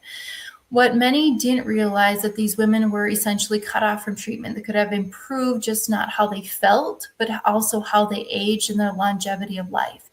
These women are now currently in their 70s and 80s, and then if they're still alive, which many of them may or may not be, but they're struggling now with osteoporosis, heart disease, fractures, and most of them are probably in a nursing home or needing some assistance at this time. And this breaks my heart because this could have been prevented.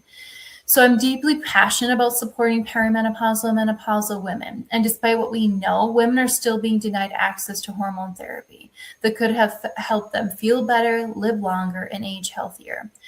But just this last fall, in the fall of 2025, after a long 23 years, the FDA has finally removed the black box warning on hormone therapy. So when we're talking about a major win for women's health, this was a major step forward.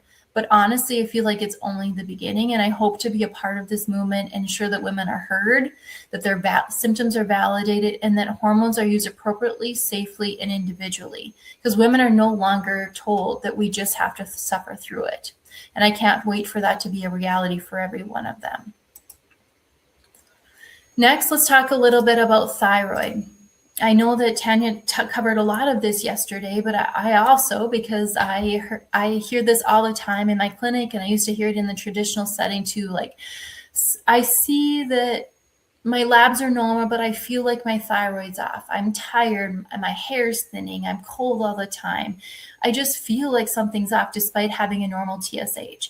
And like we talked about before, like I do a comprehensive thyroid testing. So we look at your T4, we look at your T3, free T4, free T3, reverse T3. We look at all of those, not just that single TSH, because 40 to 60% of people with actual true thyroid related symptoms have perfectly normal TSH levels. And so again, people walk away and they're feeling frustrated. They know that something's not right and they're feeling unheard. But we take that approach and we look at it different. And we don't necessarily just look at, okay, well, let's supplement you with Nature-Throid or let's do that kind of stuff. We actually look at lifestyle. We look at what things that are potentially causing inflammation in your life or in your body as well. We look at stress. We look at guts. We look at hormones. And we even sometimes like optimize your thyroid, because even as we age or through toxicities in the environment or that we're ingesting, like things just maybe aren't up to par like they should be. And we can optimize your thyroid just to help you feel better and support that thyroid. So by treating the whole body and supporting lifestyle changes, we feel that we finally help patients get answers and get a plan that helps restore their energy, their metabolism, their mood, and overall well-being. Metabolic imbalances. And I know Stacey talked a little bit about this earlier, and I was like, oh, yes. Like carbohydrates, sugar is the issue. Sugar is the issue. And we have a diet that is, in the American diet, it's so saturated in sugar that I'm just so excited to have her also be talking about that. But our body, so I'm just going to briefly talk about the GLPs. So our body naturally makes these peptides in our gut. And as Stacey said, and earlier today, you know, they're instantaneous in our system, though. Like they're very short acting when they're in our true gut, where if we do the GLPs, such as semaglutide or tirzepatide, then they are longer lasting.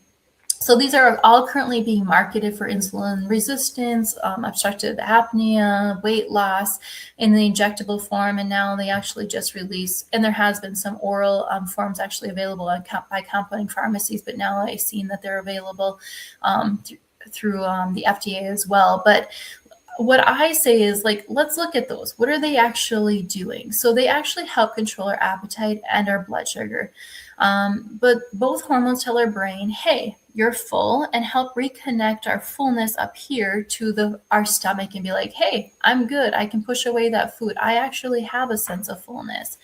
And then they also help our pancreas release insulin when your blood sugar rises. And she talked a lot about insulin resistance, but it actually helps those receptors be able to utilize that insulin instead of being bogged down. So they are truly a catalyst for transformation when used with lifestyle modifications, of course.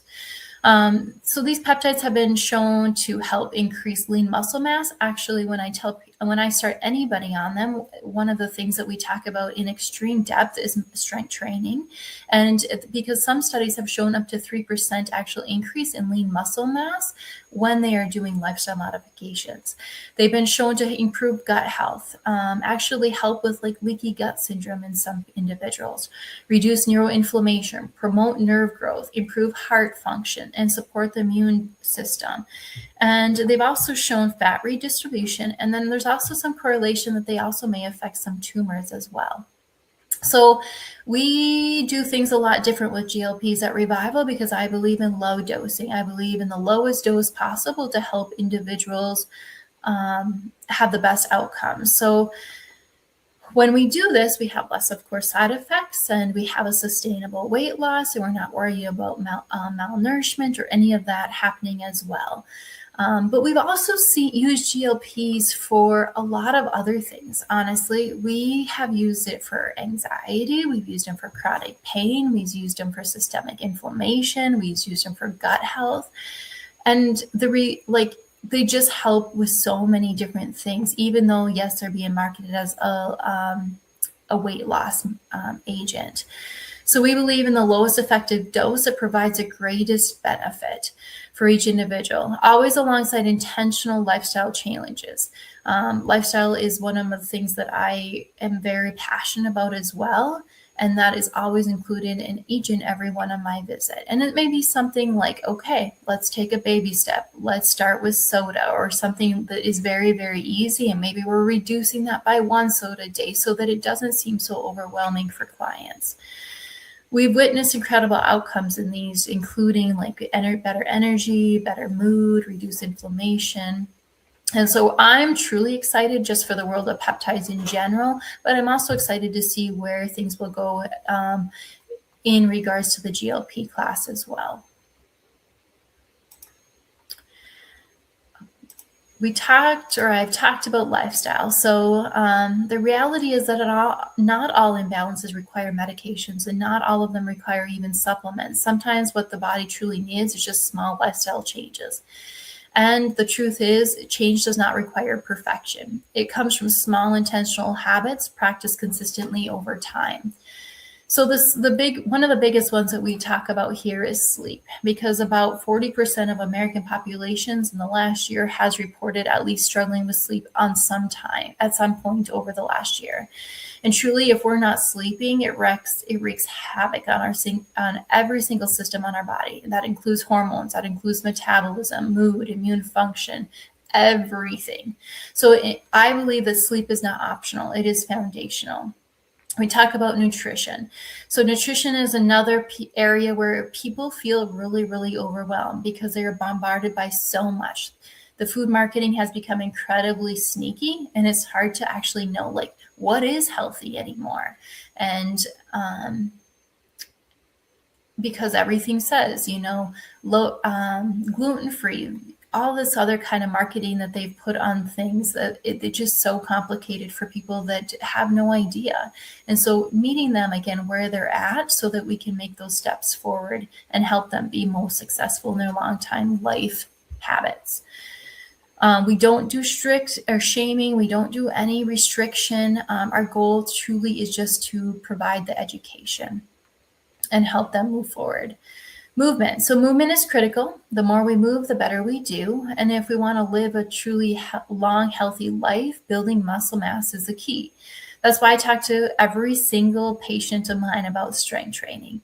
And And it's not about streams. It's about like maybe it's body weight strength training that we're starting off with. But I know that any kind of movement that I can get anybody doing, it's going to increase their longevity, their resilience, and ultimately their independence to keep them home longer as they age. And then stress, because who doesn't have stress in today's world? Stress isn't the problem, though. The problem is how our body adapts to that stress. We work with individuals using simple daily tools. I know there's been breathing that's been talked about. I know there's a lot of talk about energy and all those kind of things, which we incorporate most of them in our practice as well. But sometimes we need to go deeper, and we need to talk about cortisol levels, and we need to actually give them an objective view of what is actually going on with your body to understand that stress response and them constantly being in the fight or flight, or maybe they have flatlined on their cortisol levels. So these basics of sleep, nutrition, movement, and stress are foundational.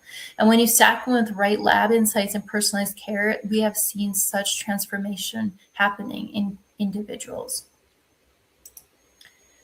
So some lifestyle takeaways that I'm just going to leave you guys with is not every imbalance needs a medication or a supplement. Many health concerns can improve with simple lifestyle changes, not prescriptions or supplements. Progress breeds perfection. Real change comes from small, consistent habits, not doing everything perfectly all at once.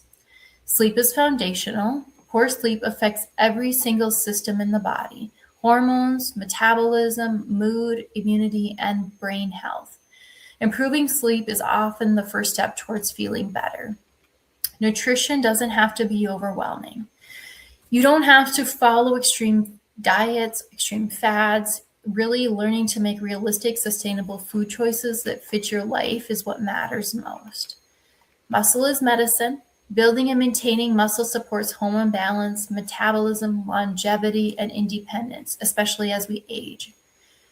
Stress is about adaptation, not elimination. Stress is unavoidable, and how your body responds and recovers from stress is truly what impacts your health. So, how Revival helps you. So at Revival, we take a comprehensive, personalized approach. We run in-depth labs. We address root causes, not just symptoms. We build personalized health plans that anybody can follow. We optimize hormones safely and effectively. We support recovery through IV therapy and alternative medicines and treatments. For longevity, I should say, let me take that back. Not through medicines, through alternative treatments, not medicines, for longevity and wellness. And we have other modalities as well, like we talked about a little bit about frequency healing, which I'll talk about our newest machine that we just got. So we believe that it's not a one size fits all, and that every individual has a customized plan.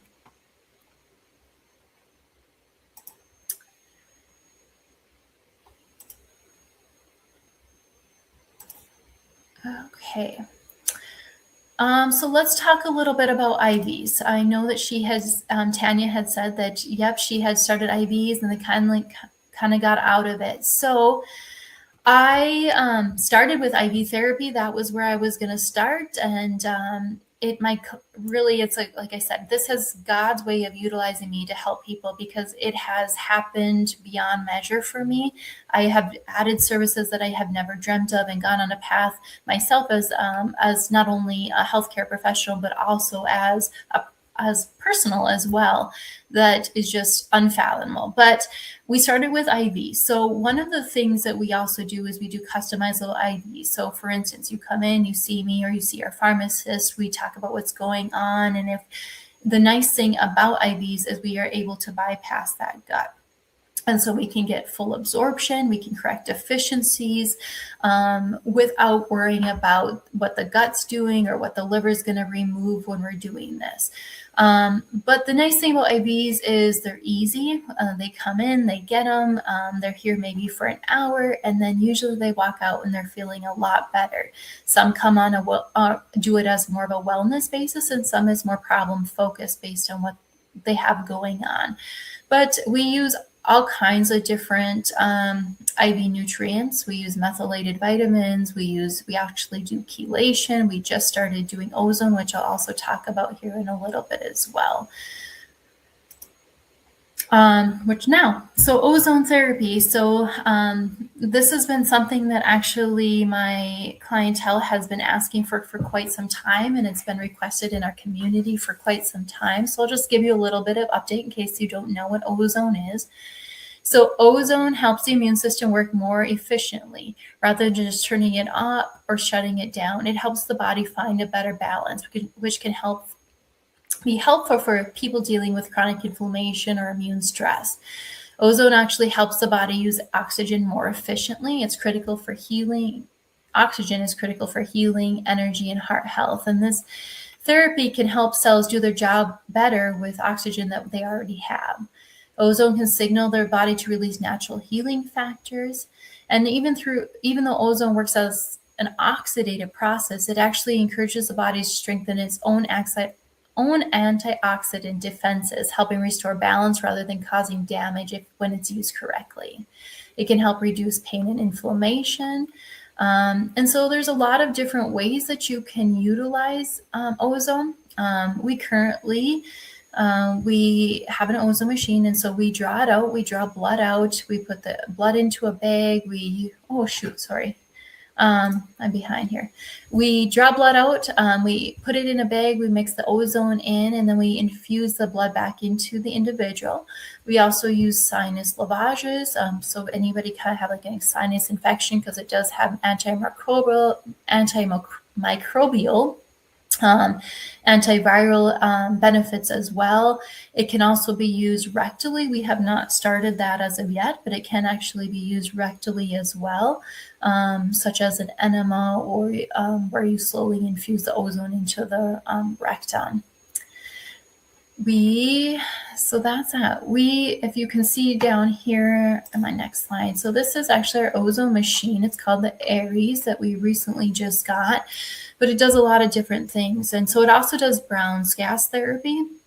So that is where you actually take hydrogen and oxygen and you blend it together. And when you do this, it supports our body at a cellular level. So hydrogen has been studied for its antioxidant and anti-inflammatory properties. It helps neutralize oxidative stress while supporting the immune balance and tissue recovery. So we use this as a supportive therapy. Sometimes we have people just come in just to use it. Sometimes if we have somebody that's sick and getting in like an immunity IV, we'll put it on via nasal cannula. And some people have a euphoric sensation with it. And some people don't notice anything. Everybody's a little bit different, but they're very non-invasive. It is relaxing to some individuals as well. And like I said, it helps with fatigue, inflammation, immune stress. So we use this a lot just for recovery as well as for optimizing wellness. Especially, we've been using it tons now since everybody, I feel like, in McKinsey County has influenza. So they've all been coming in for IVs and they get this as well. And then we also have what's called the frequency imprinted IV therapy. And like I've mentioned a couple times now, we're kind of getting more into frequency wellness. And so this is one of the things that we now offer, where we actually can imprint any of our IVs with whatever the individual has going on.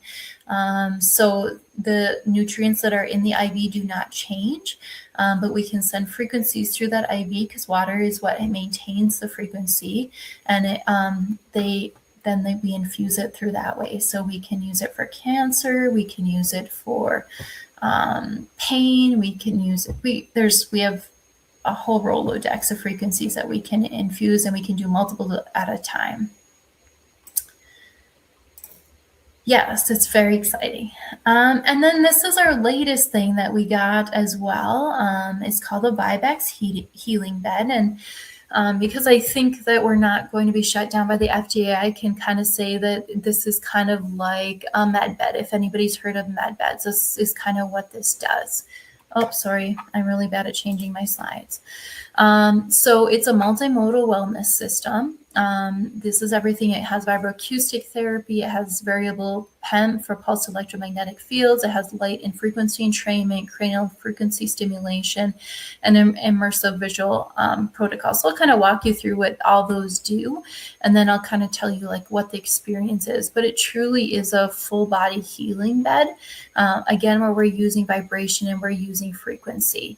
It helps with so many different things. In the short term, we've only had this bed for about 3 months or 3 weeks, I think now. And the outcomes that we've seen in that short amount of time is just phenomenal. So we'll talk a little bit about vibroacoustic therapy. So people may have heard of binaural beats. So binaural and harmonic sound entrainment uses gentle sound frequencies to help the brain slow down, reset, and find balance. I know there's been a lot of discussion of that in the last week, as well as like trying to find time, trying to slow down, so we're not in that rushing to life's no fun song.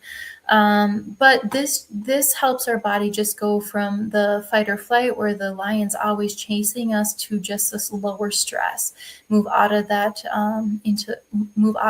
fight or flight response. It helps improve mood, reduce pain, and supports focus and sleep. So there's different sound waves. There's alpha, there's beta, there's delta, gamma, and theta. We can do most of these actually on them, but so alpha promotes wakeful relaxation.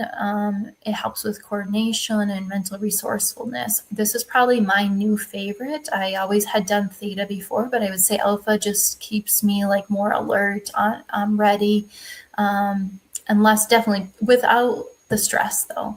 Beta helps with alertness and mental activity. And a lot of that happens in the frontal part of our head region, so it works on that part of it. Delta sounds, which helps our body fall into a deep restorative sleep. And these are the slowest brain waves. And then gamma supports focus and mental clarity. And this is actually found throughout our entire brain. And then theta, which helps with relaxation, stress relief, and memory. And these have been linked to creativity, intuition, and daydreaming.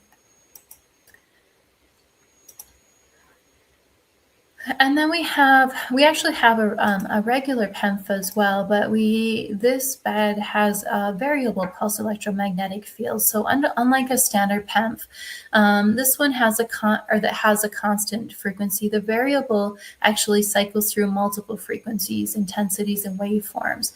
So this is a little bit different. Because tissues and cellular processes respond to different signals. So when we use variable PEMF, we can stimulate repair, reduce inflammation, increase cellular energy production, and really support that nervous system regulation, all within one session. It also prevents the body from adapting and plateauing. Essentially, the treatment adapts to your body instead of your body having to adapt to the device. It is a silver lined, which isn't just a luxury look, so it sounds really nice. It actually is functional. Silver is naturally antimicrobial, so that helps our bed stay cleaner, which is important, especially in our situation. But silver is the most conductive material on Earth. It enhances the clarity and distribution of the PEMF signals and improves the grounding and creates a smoother, more comfortable experience for the client. And it also helps regulate our temperature and reduce the static, which contributes to, again, the relaxation and overall effectiveness of the session. So when you combine the variable PEMF and the silver line, you get a therapy that's more precise, more comfortable, and more effective for physical healing, pain relief, inflammation, and cellular optimization. Then light entrainment. So light and frequency entrainment is one of the foundational principles for healing in general, but we do use this a lot with the Vibex. And so the idea is simple. Our bodies are constantly communicating through electricity, cellular energy, and rhythmic patterns. And so when we introduce therapeutic light or frequency, the body naturally tries to sync to those healthier patterns. And with light entrainment, we use specific wavelengths to penetrate the tissues and to stimulate mitochondria, which are the powerhouse of our cells.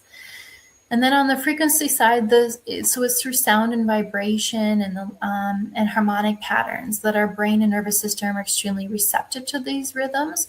And so when we expose the body to stable frequencies, the brain naturally shifts to these patterns to match them. So again, relaxation, improved focus, anxiety, and enhanced cellular repair.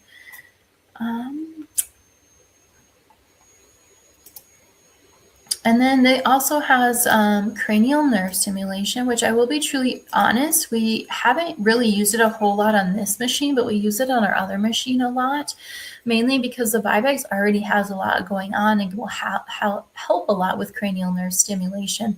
And when we're talking about that, we're talking primarily about the vagus nerve, just because the vagus nerve has such an impact on regulating stress and digestion and mood inflammation and pain perception. So we're actually able to we can put it on your earlobes, or we actually can put it on patches just to help, or on trigger points just to help with the body in that aspect of things. And then immersive video therapy. So this is designed to, again, shift our body and our brain into a state where it actually can heal and can start regulating itself. This way works through many different things, but it is very multisensory. It works through visual and audio.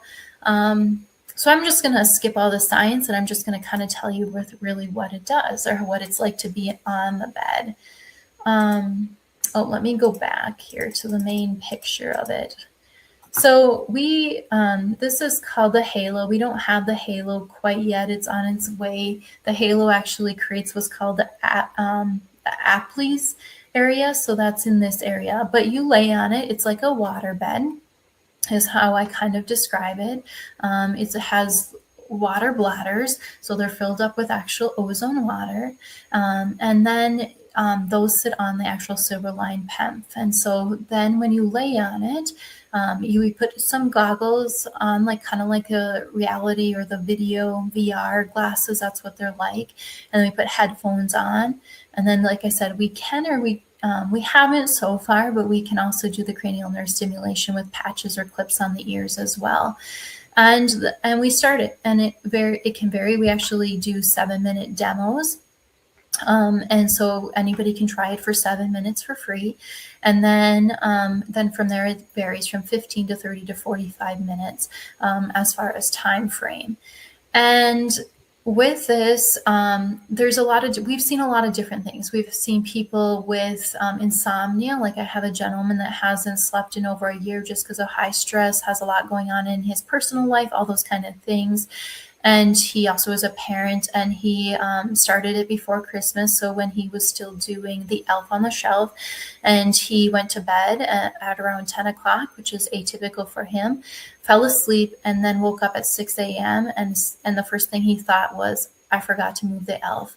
But he had not slept in over a year throughout the night. We have people with migraines. Actually, one of my nurses who's struggling with migraines, it took her out of a 2-week cycle of migraines just because it, again, got her out of her fight or flight and helped her relax. We've just seen some things. How I describe my experience is more like an angelic, like I'm floating kind of sensation. Like I always say, it's like I was Peter Pan, just like floating around and all of a sudden like looking over a valley. But it is like a very out of body experience that, I can't wait till we have more data, because we are very data generated here. We like to see our results and see more of the outcomes that come with this. And it's a newer machine too. I think there's only actually 5 in the world, and most of them are in Canada. And so it's not that we have lots of data to just go off of. So yeah, exciting times here. We also have, I know that right before this, she talked about red light therapy. So we have an LED light therapy, which does look like a tanning bed. And ours is all based on Solfeggio's, hold on here. Ours has different frequencies as well, because I said we're a very frequency-driven clinic, or we're turning into a very frequency-driven clinic. So we actually have 7 different solfeggio frequencies. So depending on what the individual has going on, we can set that frequency, and they lay in it. And this one they do lay in naked. We have eye protection, but we do not necessarily recommend that they wear the eye protection. And this helps with all kinds of things, but one of the main things is just the ATP production of their mitochondria, so the powerhouse of their mitochondria, but also can help with skin health, muscle recovery, pain reduction, hormonal support, all kinds of different things. We've even seen it help with some people that maybe are on the spectrum with autism and whatnot as well. So so that sets ours a little bit different, but it is a full body. I think there's 14,400 actual lights in our bed. And then we also have on our Aries machine, which I showed earlier, which was our ozone, we actually have a laser LED light, and it kind of looks like a cupping cup, and they can put it anywhere on their body. So we actually have an individual who's going through cancer treatment right now, and she actually has jaw cancer, and so she's been doing radiation, so she has all these sores in her mouth. So we actually have her open up her mouth, and she just opens her mouth, and she just holds the light up there, because when it's laser focused, it can just penetrate so much deeper. And then we also, when we do that, we also have it so it's ozone too, so it actually can shoot ozone out to help with healing as well. And then I think the last machine that I'm going to talk, well, this is our last machine that we have, is our theta chamber, which was the first machine that we actually got. So the theta chamber is designed to put you in a theta wave state, like we previously talked about. It's just to help kind of shut off the nervous system, bring it back into that calm sensation. And how this works is you actually lay in it. It has a PEMF actually under the bottom. And it has the cranial nerve simulations that we put to the ears. It has your earphones as well, and then you get like a little goggle as well. And in this one, though, it only shines white light, and so you close your eyes during this whole thing, and then it spins, and it spins either counterclockwise or clockwise, depending. Counterclockwise is typically for anybody that is struggling with autism or some concerns like that. And it also is a 30-minute session that my kids actually asked to go into. So interesting enough, it just helps them also shut off their mind and takes them out of the chaos of this crazy world we live in. And this also, I mean, we've seen a lot of different things. We've helped with people with PTSD, with insomnia. Those are just having a lot of stress. Actually, in Idaho, they do use it for addiction. You're required, if you go to jail with any addiction, in one of the counties, if you go to jail with any addiction issues, you're required to do a 21-day course of the theta, just to help kind of recreate or redevelop those neural pathways to help with addiction. Oh, sorry, I did not turn my slide. I'm really bad at that. So there's what the theta looks like. You lay in here. There's a PEMF right here, and it closes. It kind of looks like a spaceship, but it does not blow up. So I'll just close with, so we do healthcare a little bit different here at Revival, but we start by listening, because if you don't feel heard, nothing else matters. We don't stop at surface level symptoms. We look deeper to understand why something's happening, not just how to cover it up. It's never a one size fits all. We personalize everything based on the individual that's in front of us, their goals, their history, and we start them for where they're at right now. We combine lifestyle changes with science and advanced therapies to support the body as a whole, not just as one system. And just as importantly, if we're not the right fit or something falls out of our scope, we refer to trusted professionals, because we do not know everything about everything. And I am the first to tell people about that. So our goal is simple: helping people feel better, function better, and live better, because feeling well should never be optional. Thank you. That's all I have.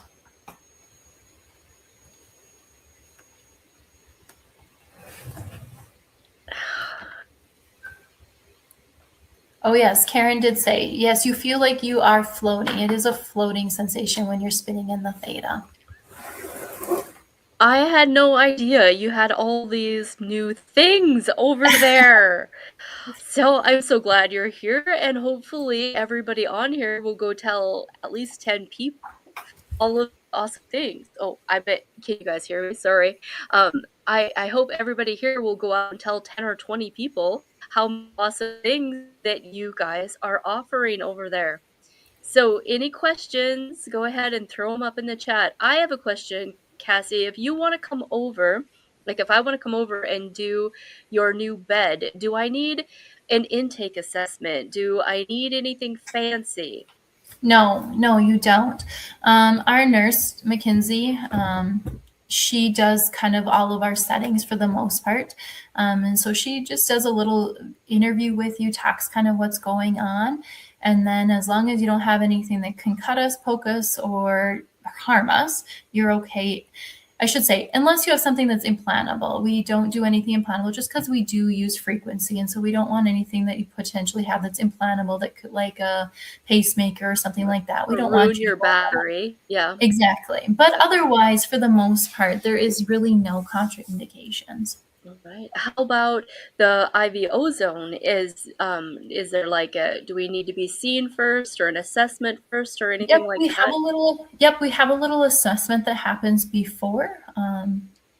But you don't necessarily need an appointment for me. As long as you have an appointment on my nurse schedule, like, we make it work. Right.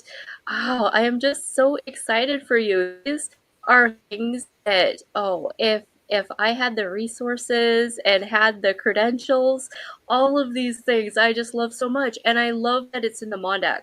So many people just don't fully, I mean, you've got stuff over there that you have to travel to big cities to access. Like you've got some amazing equipment, really amazing equipment. Yes. I'm distracted because I'm trying to do my last drawing while we're talking. So you read the comments, see if Okay, there's any questions while I'm doing this next drawing here.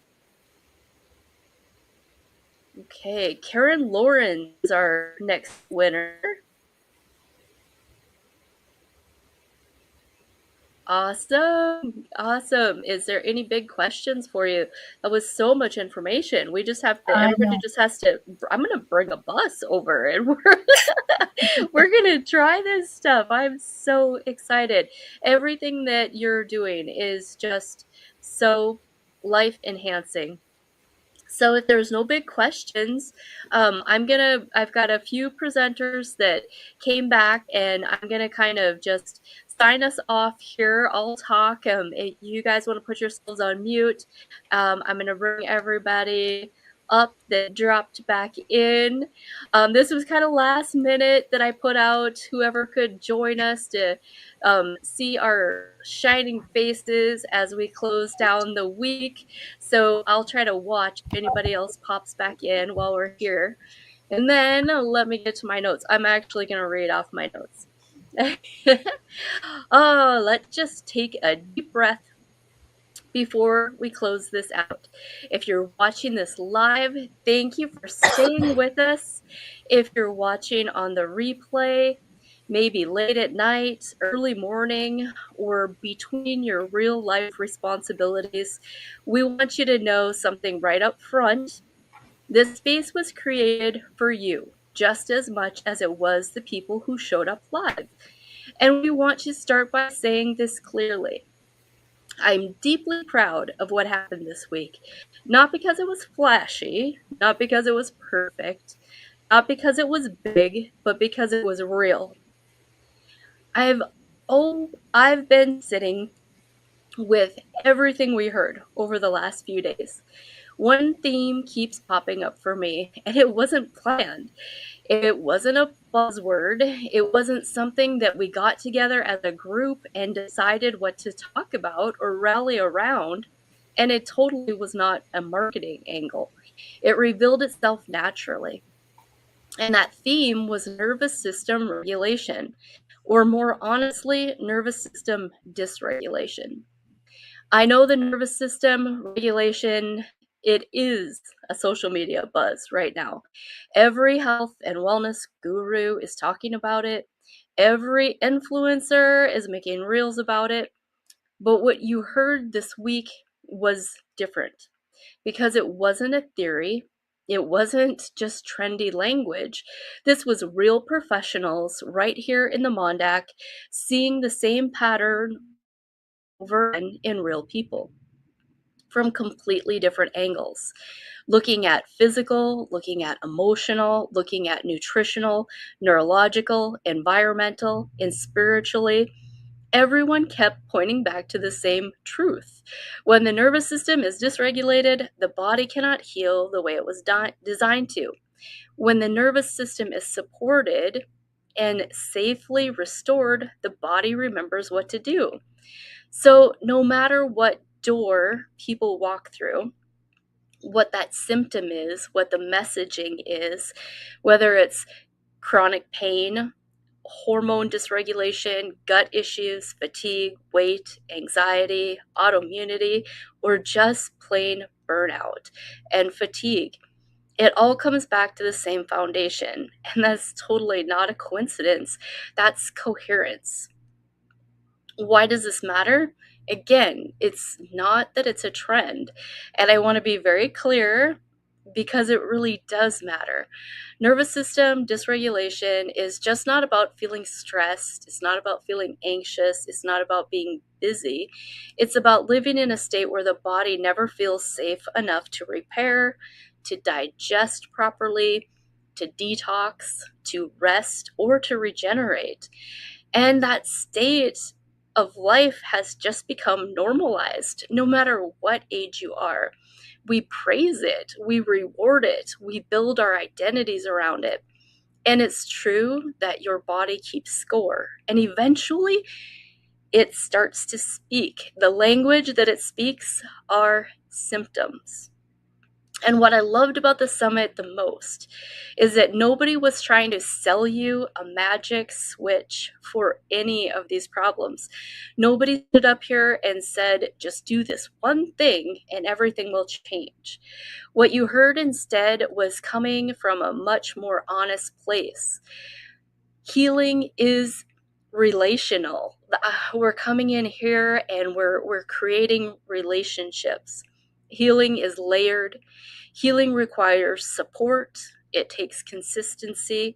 And healing starts with regulation, not with force. Watering the grass. One of my favorite moments this week came from Ashley, who talked to us about her yaks. She said something so simple, but it stopped me in my tracks. What she said was, the grass is greener where you water it. Why haven't I heard that before? I've heard the grass is greener on the other side of the fence, but her version is better. The other side of the fence keeps us looking outward. It keeps us looking for someone else, for the guru, for someone on the outside of the MonDak to tell us what we need. Her version brings us back home. And that, to me, captures what the MonDak Summit is all about. We're not waiting for something big, some outside authority to come and save us. We aren't outsourcing our wisdom to the white coats or to the internet. We're watering the grass right here in the MonDak, right here in our communities, right here with the people who live here, the people who shop here, the people who raise families here. And that's what matters to me, because healing doesn't happen in isolation. It doesn't happen in abstraction. It happens when we all work together. It happens in relationship. Why this summit exists, I want to remind you that it exists in the first place not to compete with anyone, not to convince and not to overwhelm. It exists simply to connect other practitioners, to connect other just lay people doing amazing things that are using their own healing and who have put together a business around their outcomes and have a desire to help people, to connect conversations that are already happening, but often out in the silos. Our slogan for the MonDak Summit says it clearly. We're not waiting for change, we're creating it. We're fueling the future of health in the Bakken. And health is changing. The food pyramid flipped. The vaccine schedule reduced. People are asking better questions. They're waking up to the fact that everything looks normal, doesn't always feel normal. And the practitioners and all of us in the Bakken, we're not behind. We're here to lead with quality, faithfully, and with integrity. Let's talk for 1 second about responsibility. Now, I want to shift gears for just a minute because this is important. And I'm saying this with respect and not judgment. At some point, cycling the mountain alone stops being brave and it starts being expensive. Circling the mountain, it costs you emotionally, physically, and financially.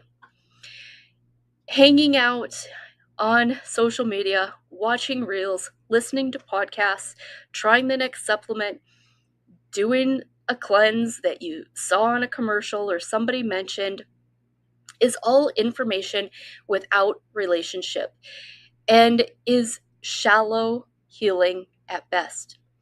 The one thing you probably heard more than once this week was, at some point, you need your commitment to become official.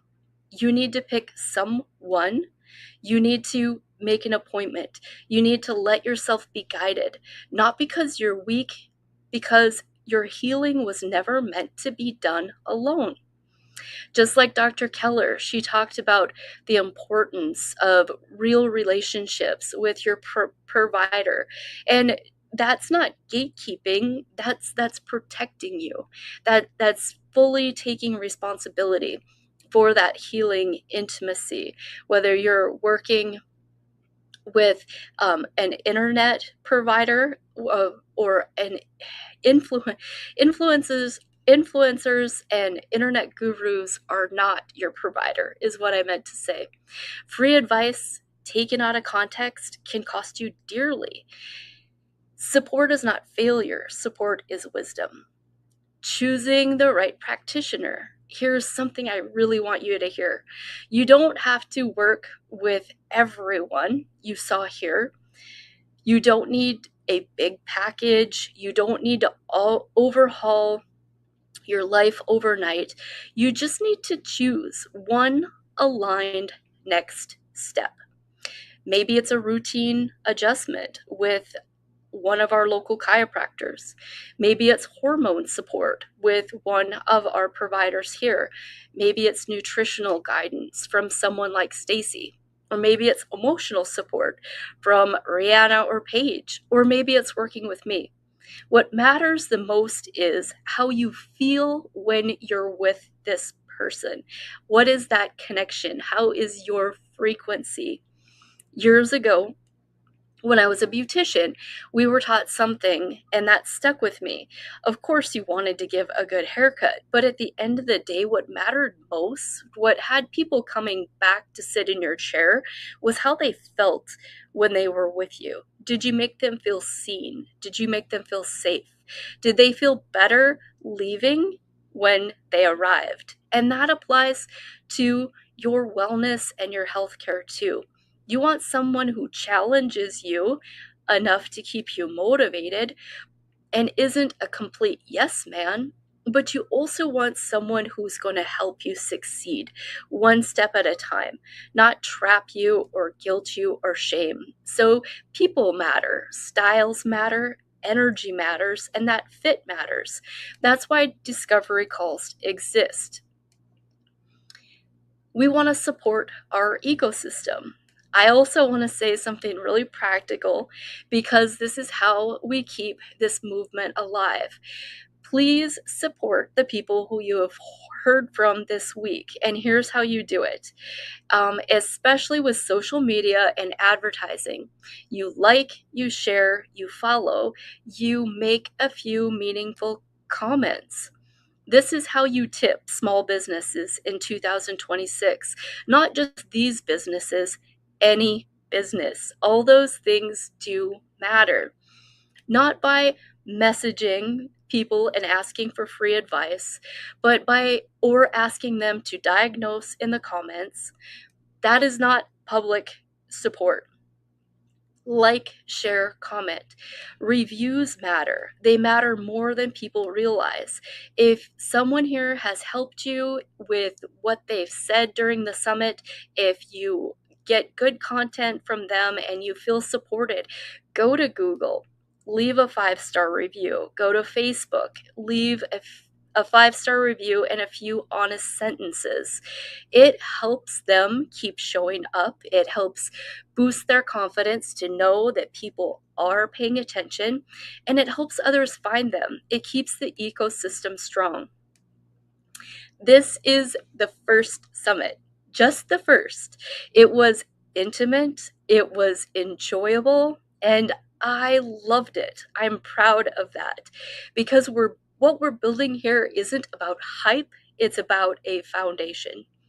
The replays are going to keep working. When you see me pushing those out on social media, please continue to like, continue to share, and keep them circulating around. Keep the momentum going. People will keep finding this content, and the conversations will keep unfolding. This was never meant to be a one and done event. So what comes next? This is where we're going. We will be doing this again in 6 months. We will be growing into a podcast, because these conversations need a home and they need to keep being had. The invitation is wide open. If you have been here listening and you know somebody who's got something to say, if they're a practitioner or a professional, someone with a healing story, someone with a healing device, whether it's direct sales or MLM, everything deserves to be heard. For people with a story, if you're watching this or hearing this and thinking, I know someone who should be part of this, or someday I want to be part of this, that is amazing. You're welcome. That is exactly how any movement starts.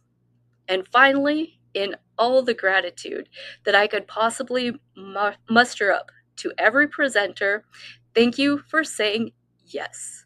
The energy you brought mattered, the cohesiveness. Everybody watching, thank you for your time. Time is sacred. It's something we can never get back.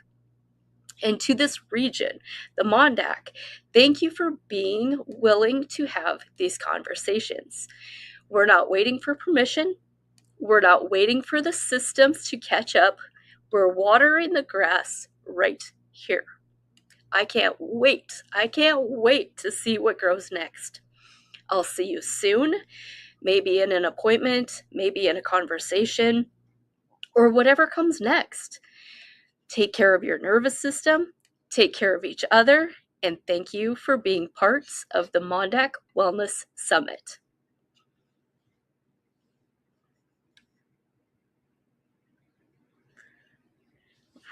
If there's any last comments, we'll quick. Oh, I'll do another drawing. Hold on, everybody. Hold on.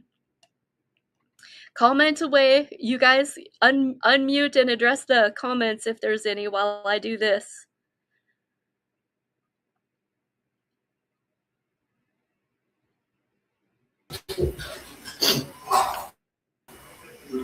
I just wanted to say thank you to everyone. I learned a lot, and I can't wait to watch the replays for those I missed, and you guys were all great. It was awesome.